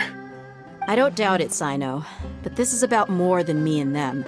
There's a lot more where they came from. Even if we got rid of one bunch of radicals, there are others out there. Wiping them out would do more harm than good. As you wish. I'm sorry, Dia. I should have stayed put and listened. I should have trusted you. It's okay. I promised you I'd help find your grandpa, so I'll do whatever it takes. Whatever it takes?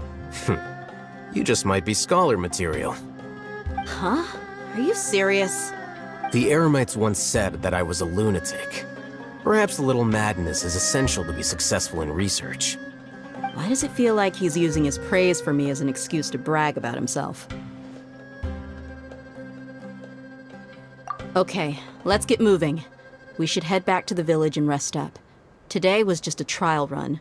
Noon tomorrow is gonna be the hard part.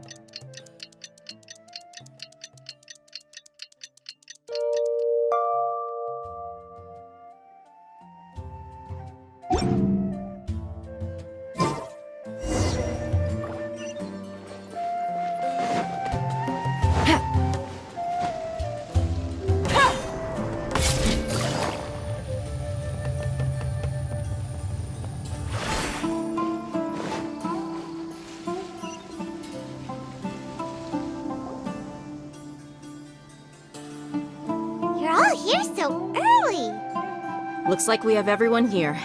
Isak, are you sure you want to come with us? I'll watch from a safe distance. Dia, I want to be there to bring Grandpa home. Okay, let's go then. Dia, wait. What's the matter? I heard that you were quite reckless yesterday. No more of that today, understood? Or I'll be very upset with you. Fine.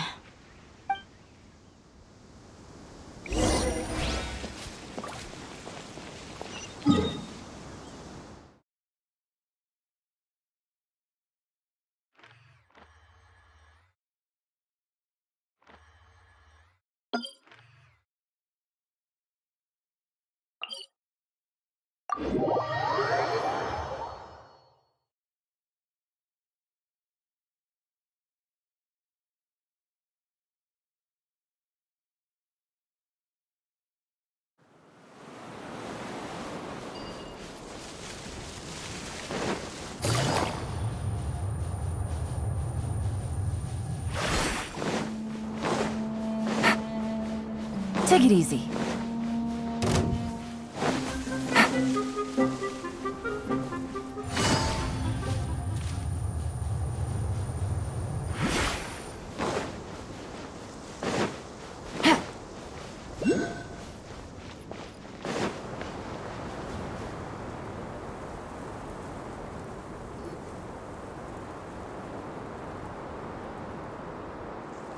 Huh. They got here before us. Uh-oh. Is it because Paimon overslept by 5 minutes and held everyone up? Is everything ready? Absolutely. Although, you brought fewer people than I imagined. Bring him over. Grandpa! Why is there only one of them? Rahman, I've always thought of you as a man of his word. What's this about? It's a one-for-one exchange. Sounds fair, don't you think? And let me put it this way. Agreeing to any kind of deal with the Dendro Archon's people is already a huge compromise on my part. Don't you think you've asked enough?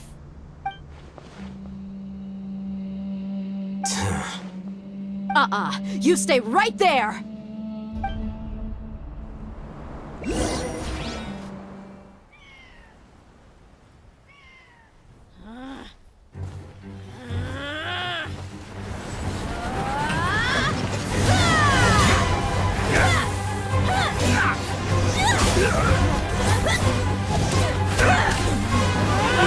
Playmate! What do you think you're doing?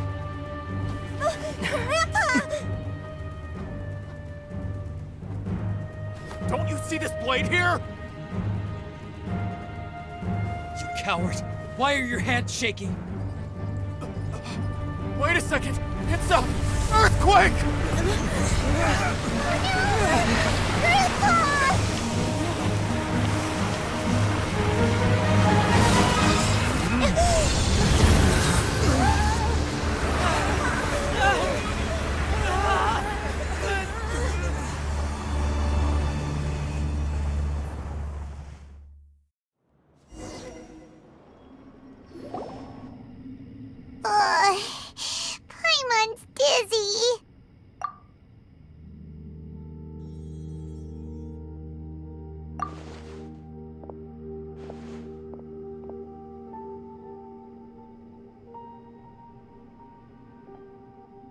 This day's going just great. What a nuisance. The sand dune collapsed. I saw an energy field. The village keeper protected us. It glowed green with dendro. Just like you said, it may well have been the remains of Lesser Lord Kusanali's power inside the scholar's body.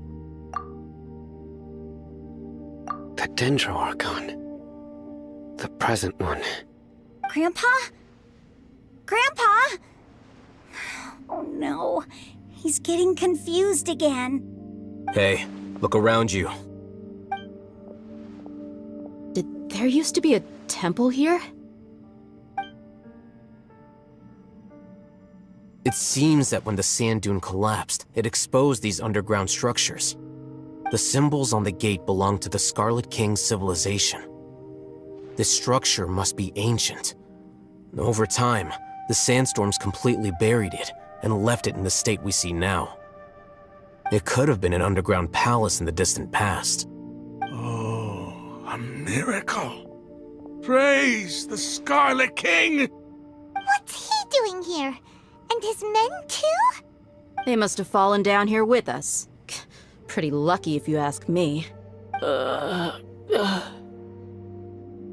Most of them seem in really bad shape. Except for him. He got off lightly. Mind your head. No, this isn't the time for conflict.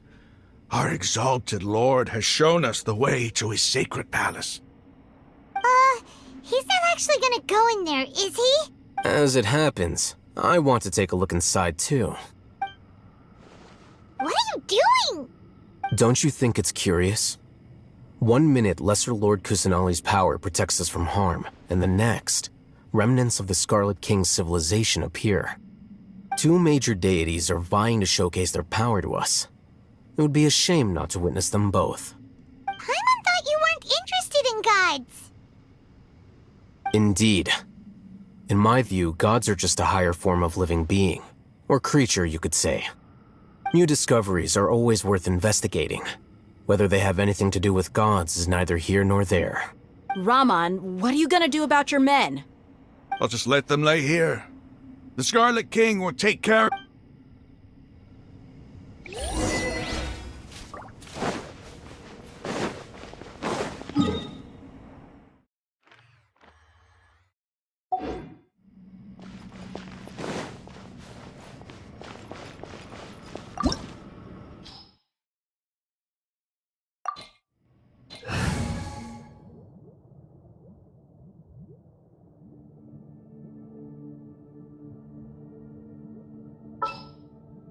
The campaign begins.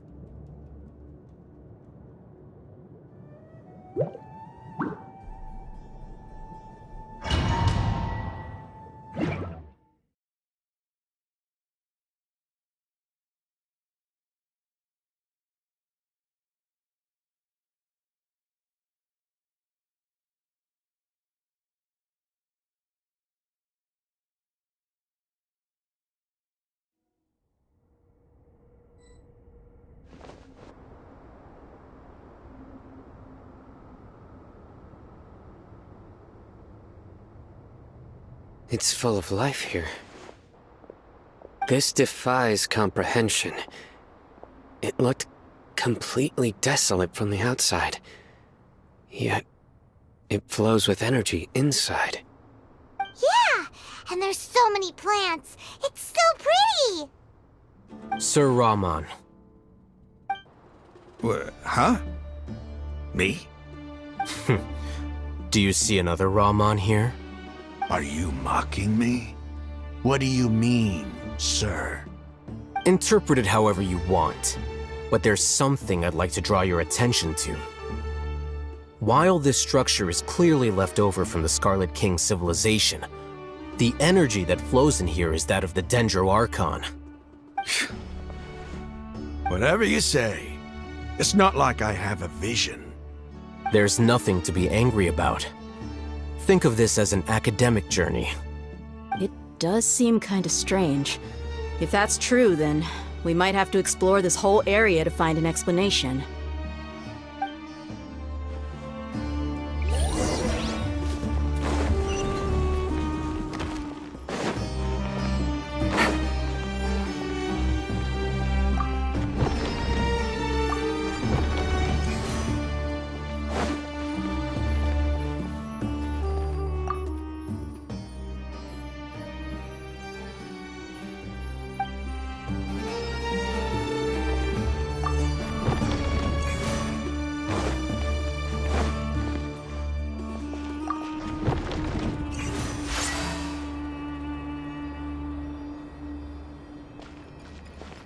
Take it easy.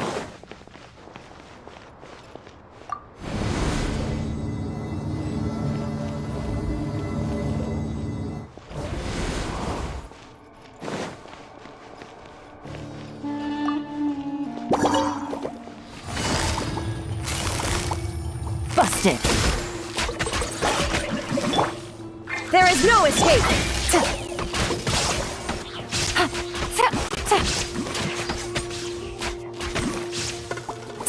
Quietly now.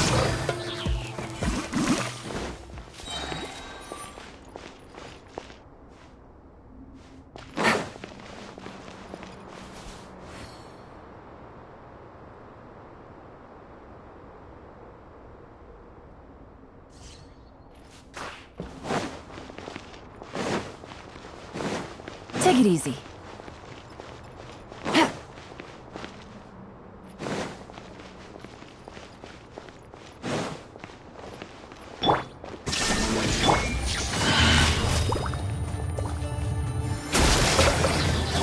Game's up. Time's over.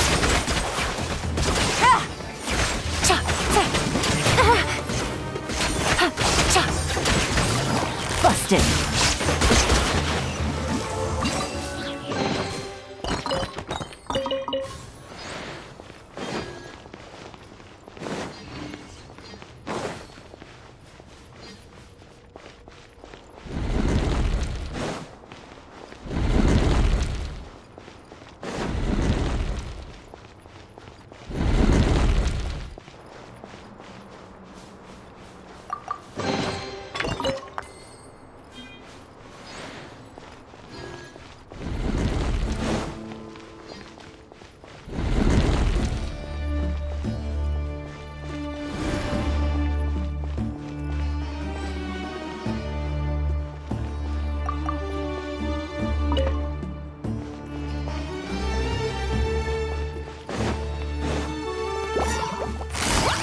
Gotcha.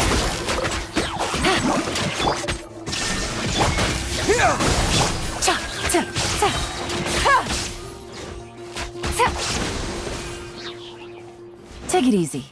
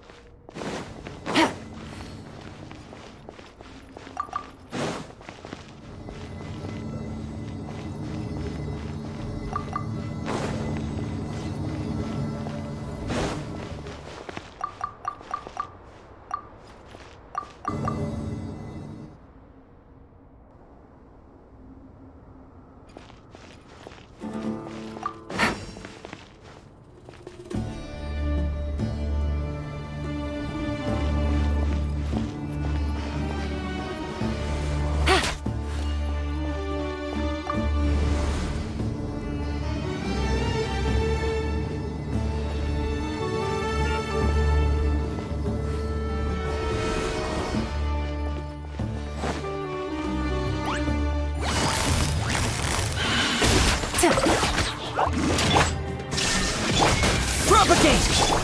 Things are about to get dicey.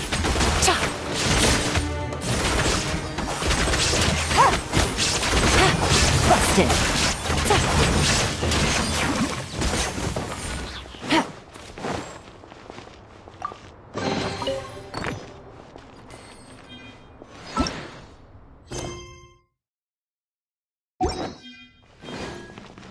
Take it easy.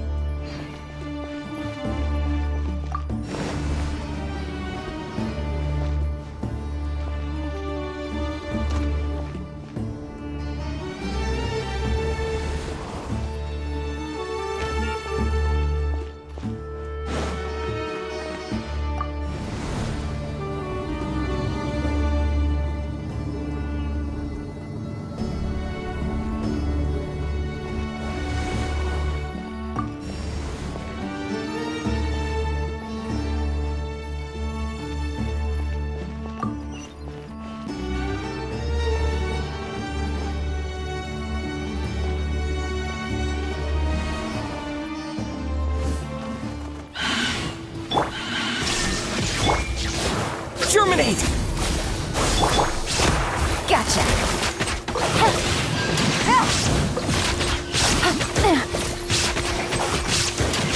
Take it easy. Quietly now. Here comes the catch. Winging it wasn't the best idea.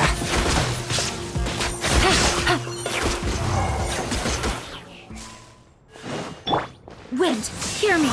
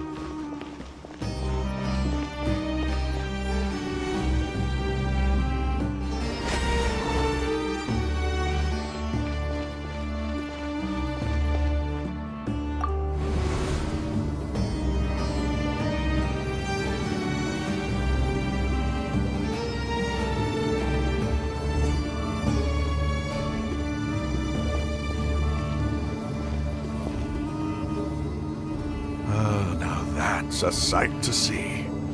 The Scarlet King's splendor surrounds us. There's so much vegetation here.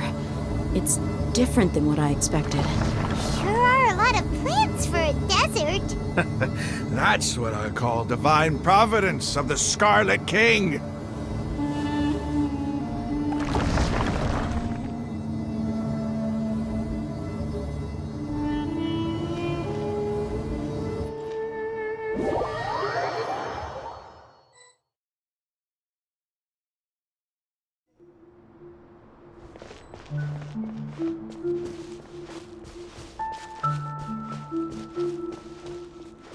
It's getting brighter! Oh, it looks so beautiful!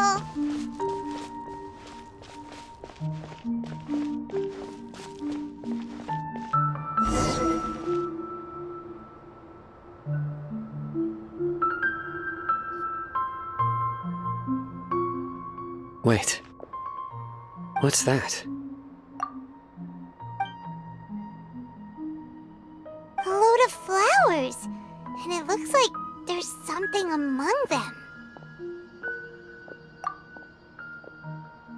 Oh, these are Scarlet King runes.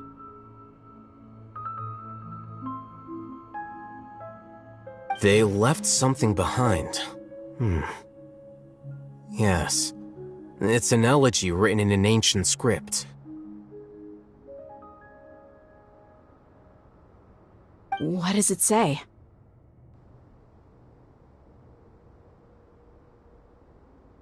Here lies our faithful priest Kasala.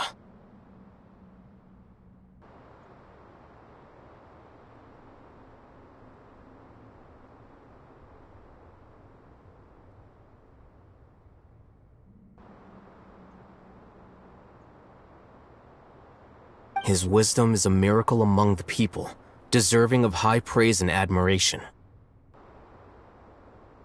You can read ancient Scarlet King script? Of course. Every student needs to master at least 20 languages before they graduate. He's not serious, right? There's still something off about this place. The elemental energy here is too concentrated. The scent of life. Is it trying to tell us something? Is this it? Analyzing.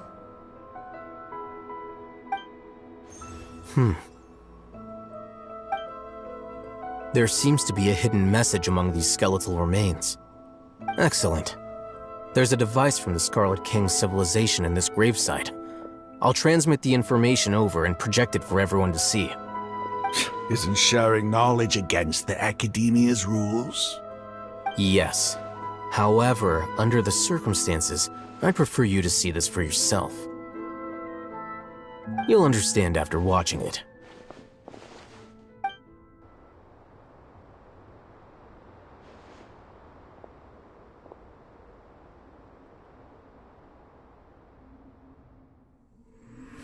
Civilization is born of knowledge, but so too can knowledge be its demise.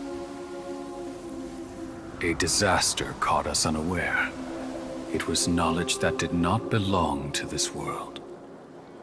The Scarlet King brought this forbidden knowledge into our world, and it quickly spread like a plague. People's minds were filled with crazed whispers. Dark gray scales spread across their bodies. Even the land was stripped of its vigor. Only a desperate, deathly silence remained. Were it not for greater Lord Rukkhadevata from the forests, the damage would have been irreversible. She summoned the priests to build temples and infused into them the divine power of life. The disaster was miraculously tempered, and the embers of our civilization were preserved in Aru village. Alas, the miracle could not last. As long as forbidden knowledge continued to exist, it would forever blight this world. In the end, the proud king of the desert, my eternal lord, chose to sacrifice himself. I have spent my whole life since guarding one of these many temples. But now, my duty is coming to an end. As I close my eyes for the final time, the sight of that noble deity will appear in my vision once more. In helping the Scarlet King to eradicate forbidden knowledge, she exhausted her strength, and her form became that of a small child. How strange. Now that I think of her, I no longer have any fear of death, for I sense that the spirit of life will abide with me during my eternal sleep. Children of the desert, cling no longer to past grievances, but hold tight to the memory of this act of benevolence. What was that? The priest's memories. No, impossible. Greater Lord Rukkhadevata. So the former Dendro Archon and the Scarlet King were never enemies at all. But this doesn't make any sense. The Dendro Archon's followers, they're clearly... Was that the former Dendro Archon? She became so tiny in the end.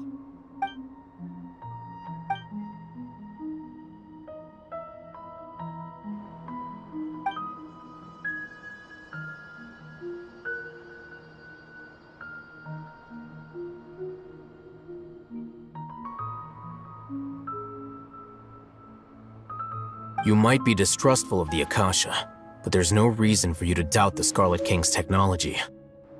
You've just witnessed his priest's last words.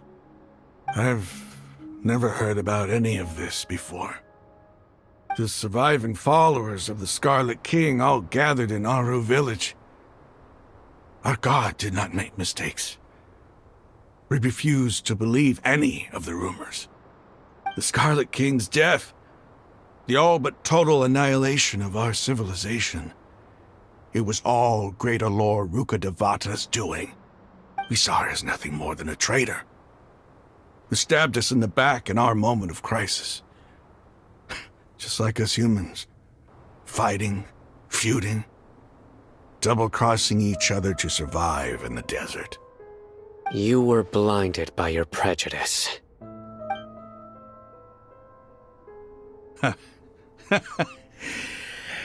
If I hadn't seen this for myself, if I hadn't witnessed his last words with my own eyes, ears, and heart, how could I ever begin to accept this? The truth is so far from what I've always known. Am I really supposed to believe that after all these years, all this time seeking revenge, suddenly now my enemy is my savior? Raman, that's enough. Give it a rest. You're starting to make a fool of yourself. Dia, tell me, my Eremites and I, what are we even fighting for?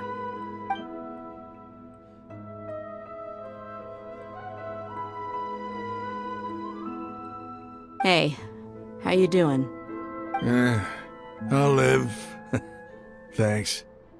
I should probably go. Can't just stay here forever. What's your next move gonna be? Oh, I know what you're going to ask. I feel deeply ashamed of everything I've done. You'll get everything you're asking for. But please, give me some time. After everything that's happened here today, somehow I need to explain it to the others. It's not gonna be easy. Well, I guess that's for me to deal with. Dia, this is where our camp's located. Make a note of it. When would be a good time for us to go? Tomorrow. I'll convince everyone that we're all on the same side. And I'll return every last one of your your village keepers. We'll share our other resources with you too. You seem to finally understand that our true enemy is the sages. Yes.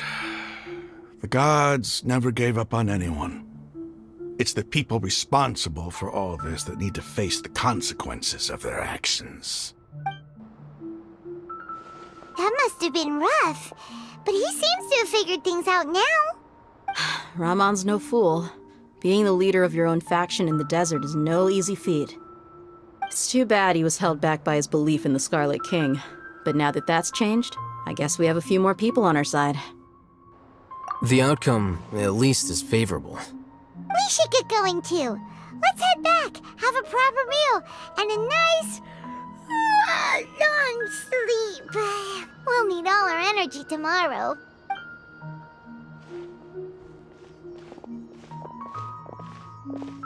Sino, we're leaving! Stop yelling.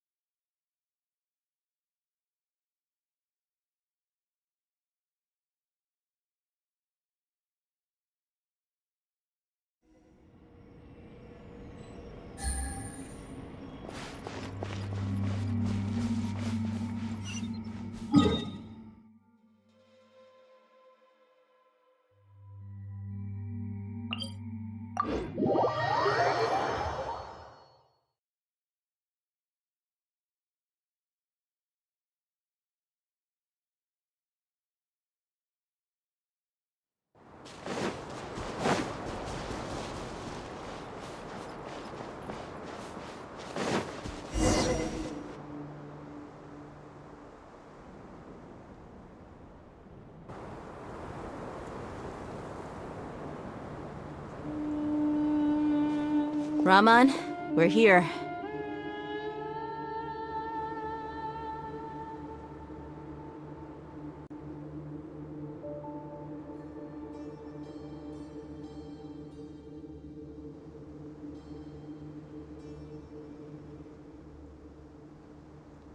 Everything's been arranged. Someone will bring the village keepers back to Aru village shortly. I guess all I can say now is thanks for agreeing to help. Don't mention it. I think we can both agree you went to hell and back for it. But we share a common cause now. From here on out, we're allies.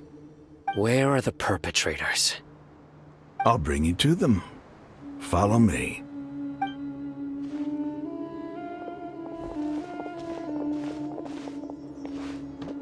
So these are the people who kidnapped the village keepers. Oh no, it's the scribe! There's no need to yell. No one can help you now. We've been all over the desert trying to find you! That's right.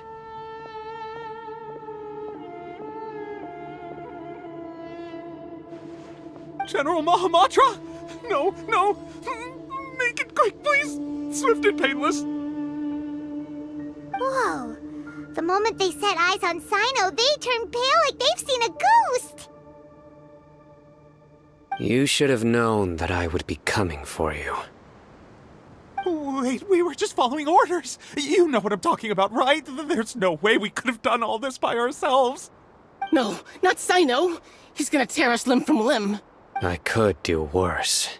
Please have mercy! Start talking. Otherwise, I'll have to resort to other methods. So, your superiors have kept you quite busy recently. Why? What are they trying to accomplish?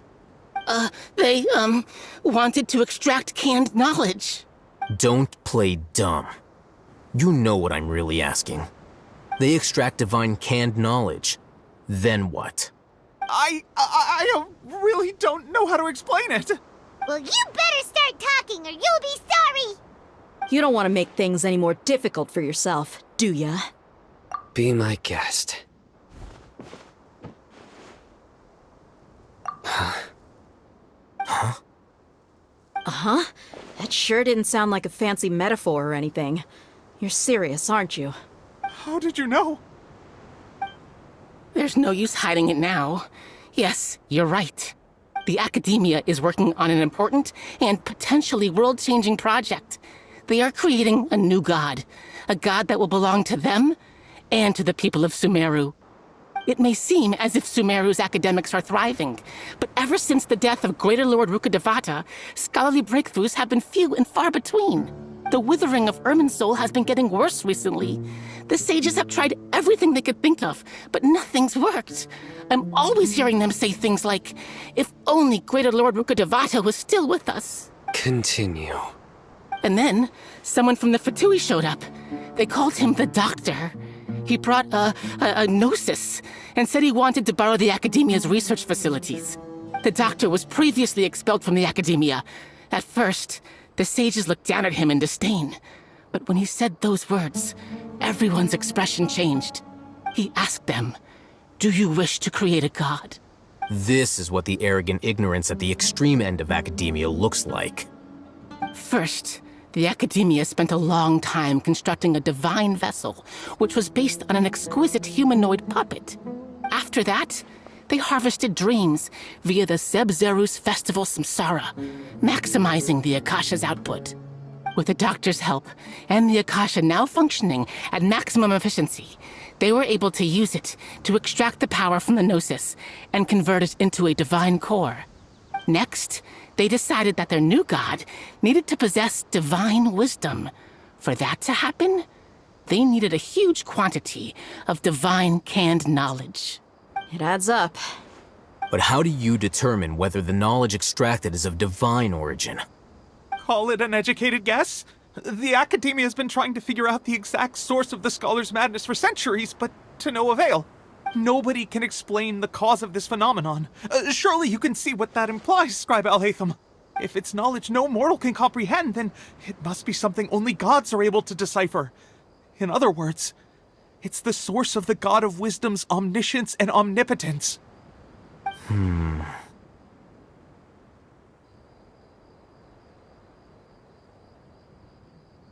You must have noticed by now. The Academia doesn't care about who their god is. It's the ability to exercise control over knowledge and wisdom that matters. It is as if they are cursed with a desire for omniscience and omnipotence that burns in their blood. Some organisms demonstrate phototaxis, and thus orient their entire lives in respect to sources of light. For the sages, their only source of hope is the existence of a deity who embodies the acme of wisdom. This is but a form of phototaxis. For many scholars, the absence of a god of wisdom means stumbling in the darkness for the duration of their lives. Then what does Lesser Lord Kusanali mean to you? Is she not a true god present in this world? If you already have a new god, why try to create another one? From the beginning, the Academia has never treated her as a god. When the Academia first discovered Lesser Lord Kusanali, the newborn god of wisdom, the sages hoped that she would be as wise as Greater Lord Rukkhadevata. But upon evaluation, they found that at the time she possessed no more intelligence than any ordinary human child. The sages never had a ruder awakening. This forced them to accept that Greater Lord Rukkhadevata had indeed passed away. Not to mention that Lesser Lord Kusanali's gnosis had been used to power the Akasha this entire time. By herself, she has neither an Archon's raw power, nor the spectacular insight expected of a god of wisdom. Slowly but surely, people began to forget about her existence. So, this is the path the sages have chosen.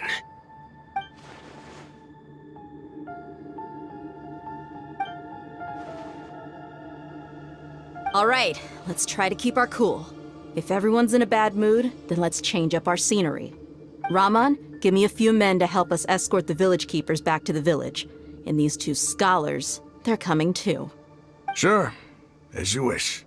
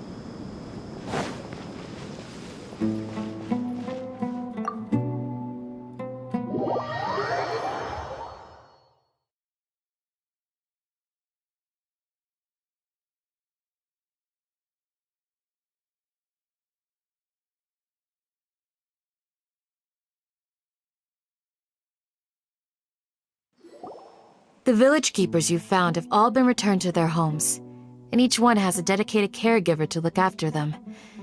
The two new scholars are being kept under close supervision, too. Really great work, everyone.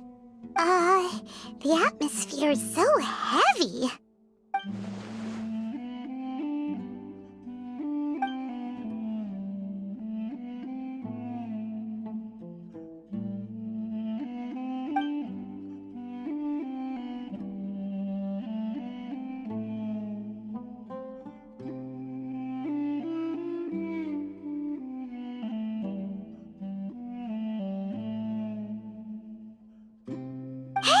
Say something! Stop spacing out! Come on, is there nothing left to talk about? In that case, let's all get some water and try to think about something else. Or I can go fetch some snacks. Oh, Paimon's so coming with you! Do you have any plans, Traveler? Gods above, you're not talking about work, are you? So you were still withholding some information?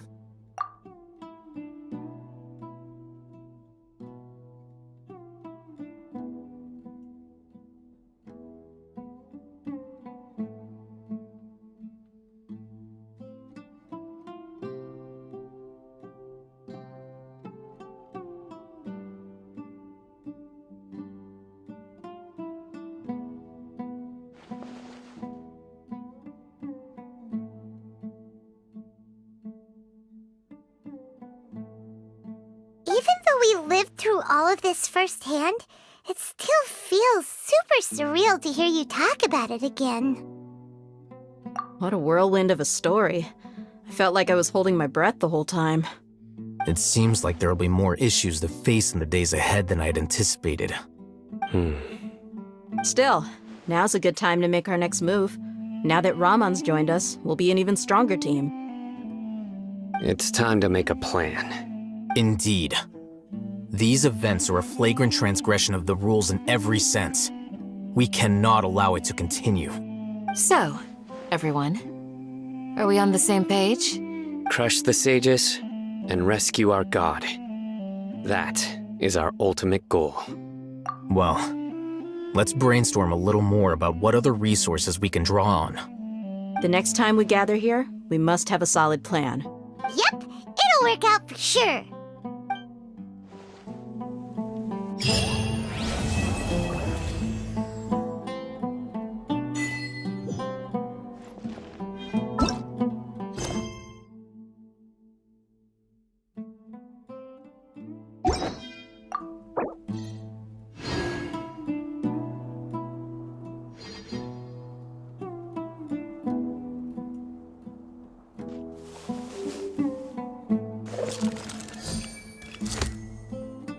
By the way, do you still remember? Your memory is far superior to mine.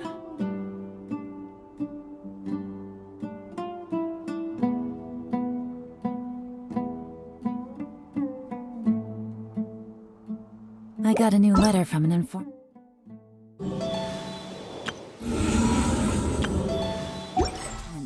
looks like the situation has changed again.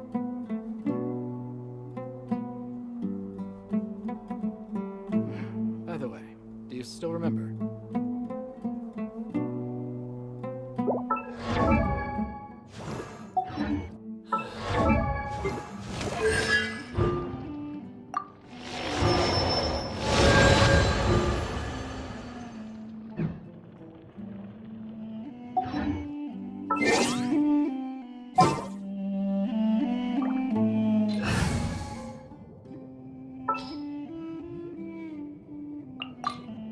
What are my orders?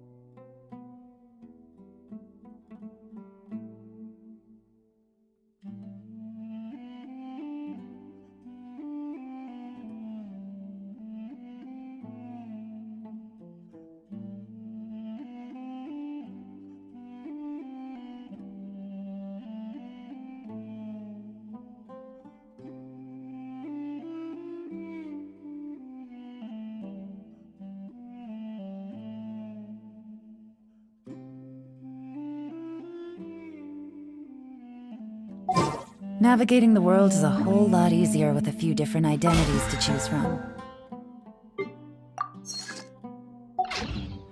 Need me to come up with some for you? By the way, do you still remember?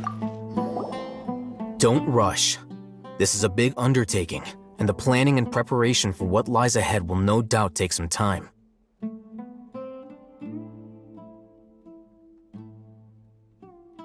Take it slowly. We need to make sure the plan is as effective as possible. He's starting to read his book again. Hey, are you even listening?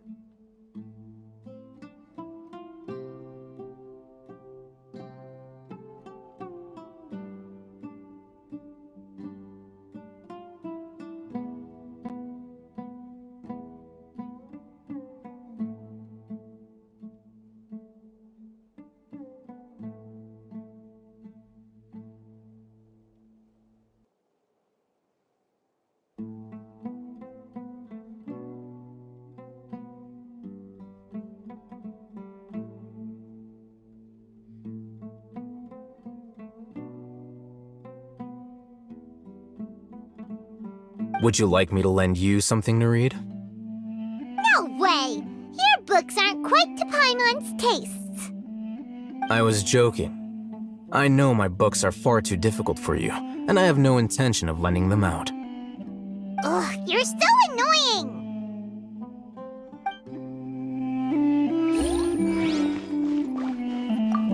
You must let me know if there's anything I can do to help. Though I cannot leave Aru Village, I can't help but feel stirred when I see the looks in your eyes. I've never felt as roused as this when fighting alone in the past. I suppose this must be the power of camaraderie.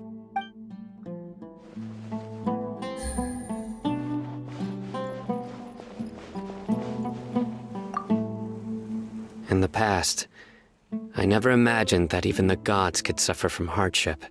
If we can find a way to change all of this, will this nation become a better place?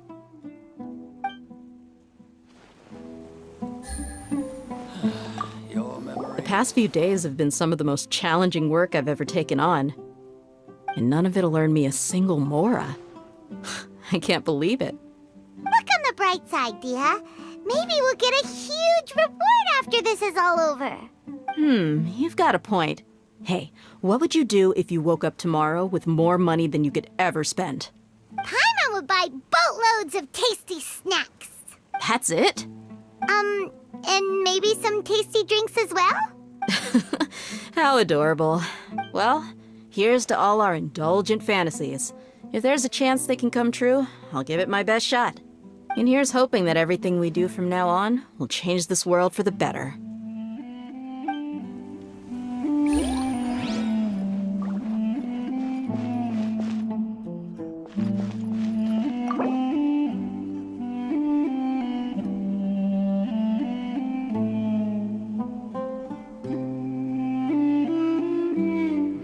By the way, do you still remember?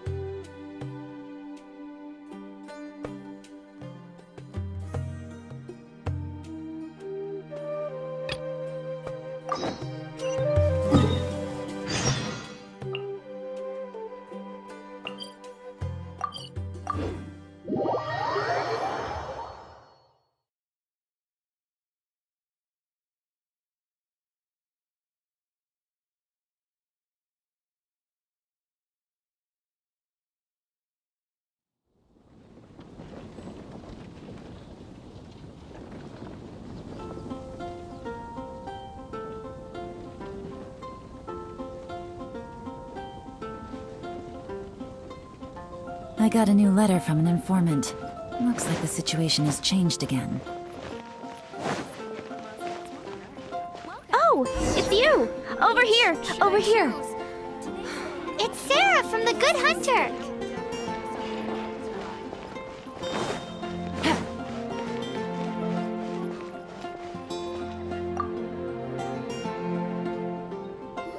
Let me just confirm. Yes, all tasks on the checklist are complete. Traveler, Paimon, we are grateful for your assistance. Thank goodness you were able to come as soon as we contacted you. Who knows how we would have coped with all these commissions otherwise? It was nothing. The last couple of days have been pretty busy, but it was all super easy stuff, like delivering and escorting goods. When we heard that you were short on people, we thought we were going to be in for another long and drawn-out adventure. Being the seasoned adventurers that you are, it's true that you are suited to work of a much higher caliber than your recent assignments. However, this situation is unavoidable in Mondstadt at this time of year. Huh? Why's that? That's right. This is the ideal season for harvesting crops and fruits. And for the wine capital of Teyvat, it's also the all-important winemaking season.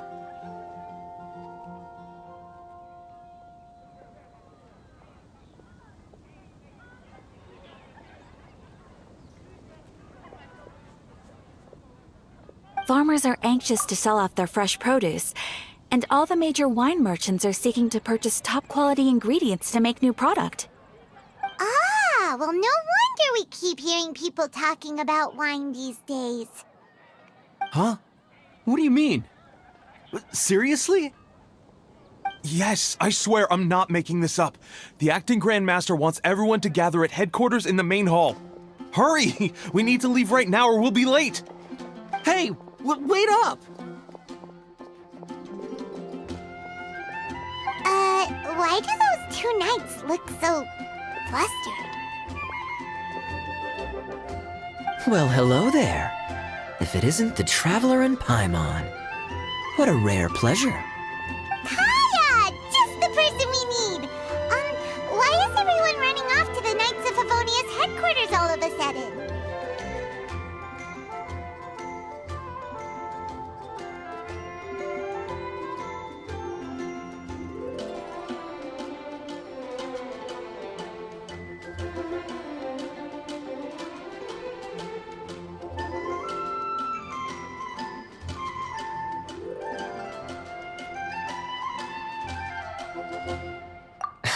Don't worry.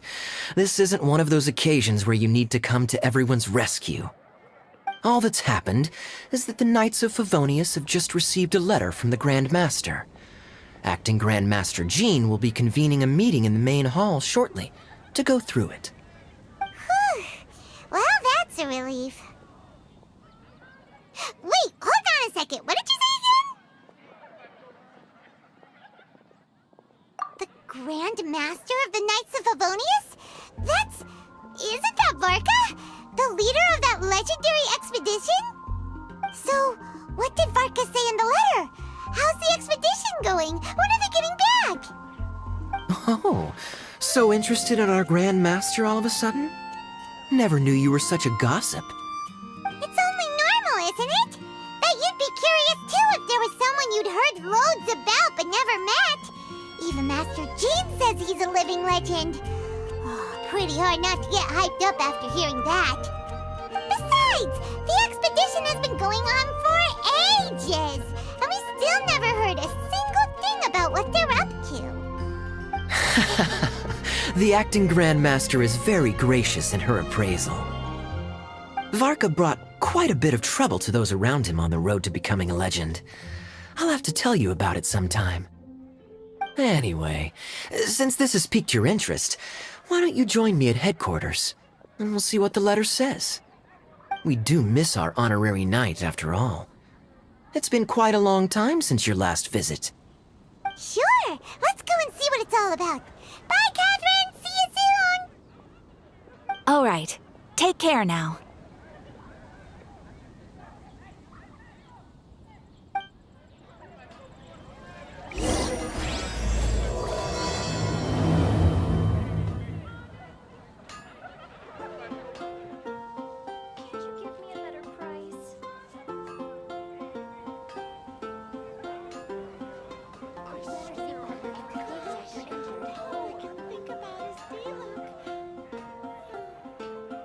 When you're high up, everyone can hear your voice.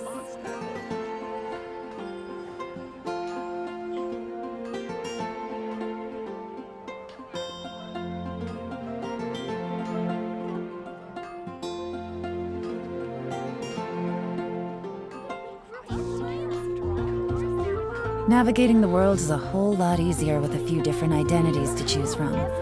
Need me to come up with some for you? Come take a look. There will definitely be something that catches your eye. Recommendation is the steak.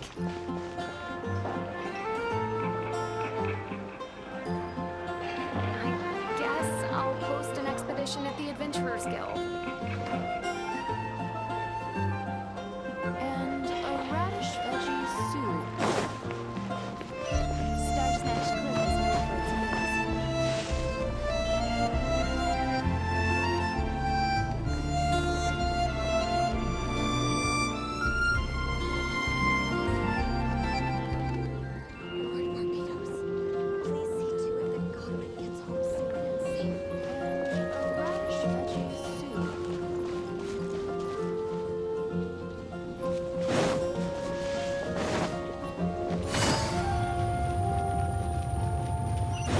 Take it easy.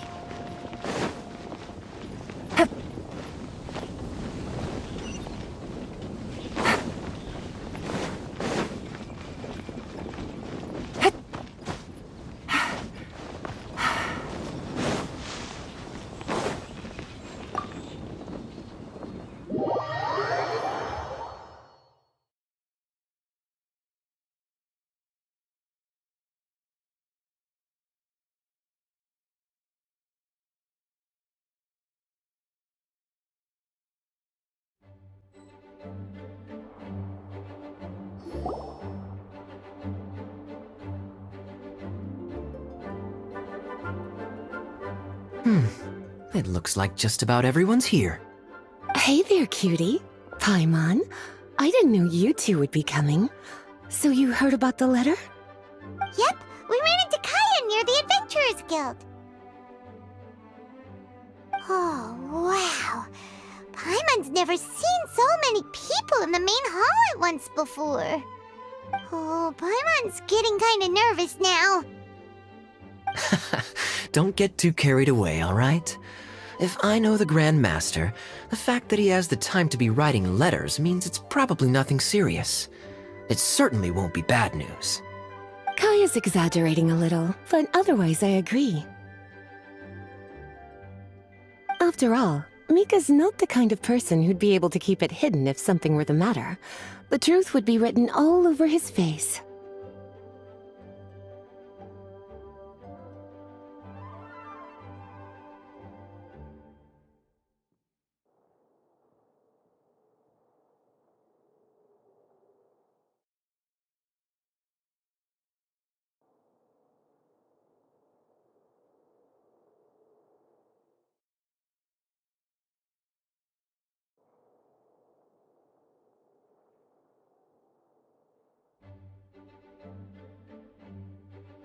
Over there, look. The kid standing next to Jean in front of the staircase? He used to be a land surveyor in Eula's team. He's very talented in what he does, and a very reliable person. When the expedition team set out, the Grand Master appointed him to be the core member of the frontline team. He's the one that brought back the letter. Please, may I have your attention, everyone? Now that we're all here, let's begin reading out the letter from the Grand Master. Mika, please, go ahead. Yes, Master Jean. Right. Hello, everybody. I am Mika, surveyor of the Reconnaissance Company. Recently, I have been taking part in an assignment with the expedition team. I will now be reading Grandmaster Varka's letter aloud for you all. To the Knights of Favonius. Greetings, everyone.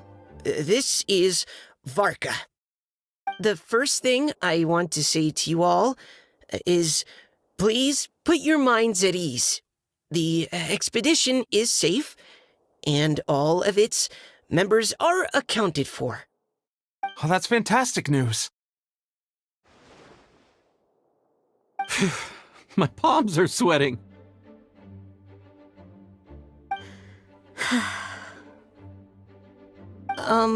May I continue? Go ahead, Mika. All right. Now that your fears are allayed, I trust you'll be ready to listen to the rest of my letter. I'm writing to you from the northernmost reaches of Tevat by the light of a stove. The expedition forces are stationed here while we restock. I once told you that the purpose of this expedition was related to a dangerous secret from days long past. I am still unable to disclose more than this, but suffice to say that you needn't worry about how our mission is progressing. In the past couple of months, we received an unexpected visitor. The Fatui Harbinger known as the Captain. The Captain? I am fully aware of the Fatui's outrageous actions in Mondstadt in recent history. Nevertheless, the Captain was not hostile towards us on this occasion. Open parenthesis. I rather suspect that's because this time, Snezhnaya and we are in the same boat. Close parenthesis. The man hides everything under the mask he wears, so no one can know his past or his origins. However, one thing is for sure. He is as hard as iron for having the courage to challenge gods as an ordinary mortal. I don't doubt that he could even take out a ruin guard by stabbing it in its big, glowing eye with one of Klee's crayons. Open parenthesis, don't get any ideas. Close parenthesis. Our scouts have confirmed that the captain received orders to head for Natlon 3 days ago. We'll be able to sleep much better now that we don't need to worry about him anymore. I will admit that some of his actions have helped us, but even then, he owed us at least that much. This year's Vinelaza Fest must be kicking off in Mondstadt any day now.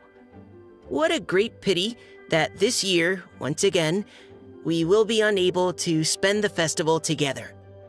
Everyone here is always thinking back fondly upon the fine wines of Mondstadt, as well as the happy times we have spent with each and every one of you. I hope that you and all the citizens of Mondstadt enjoy the festival to the fullest. Have a few drinks on our behalf. The Dawn Winery's limited edition Vinelaza Fest seasonal special will do nicely. May Lord Barbados bless Mondstadt, and may the wind carry our sentiments back to your side. Varka. P.S. If you're wondering who's tougher between me and the captain, well, I'm the Grand Master. There are 10 captains in the Knights of Favonius, but only one Grand Master. Ah ha ha ha ha. His laugh, not mine. The letter ends here. Thank you, everyone, for your attention. Thank you, Mika. Master Jean, I just noticed that there's something else written on the back of the last page.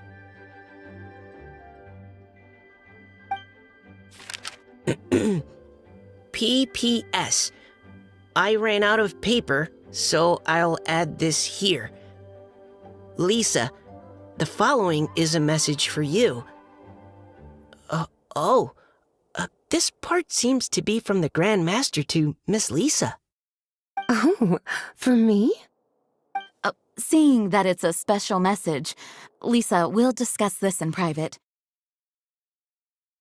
Everyone, as the Grand Master mentioned in his letter, the Vinelaza Fest is in just a few days, and how fortunate we are at this time to receive word that all is well with the expedition.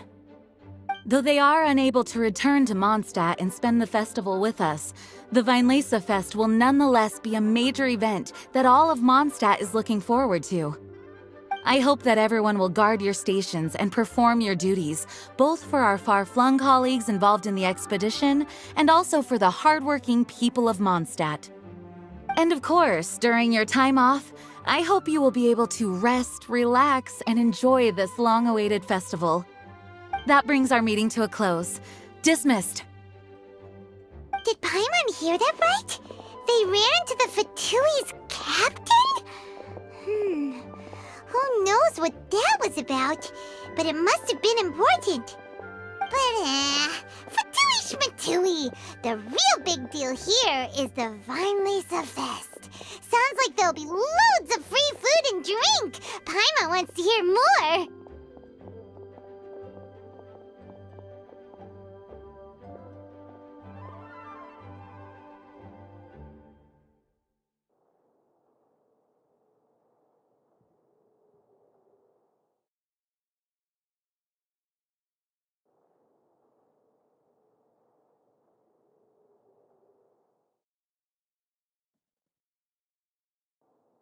Hey, cuties. How about we go and chat with Jean?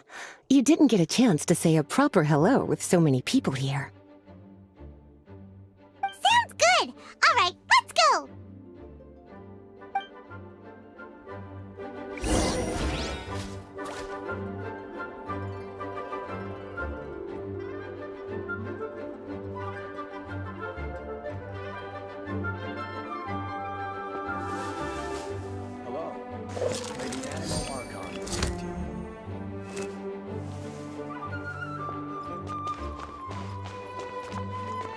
Please be quiet within the premises and refrain from making a racket.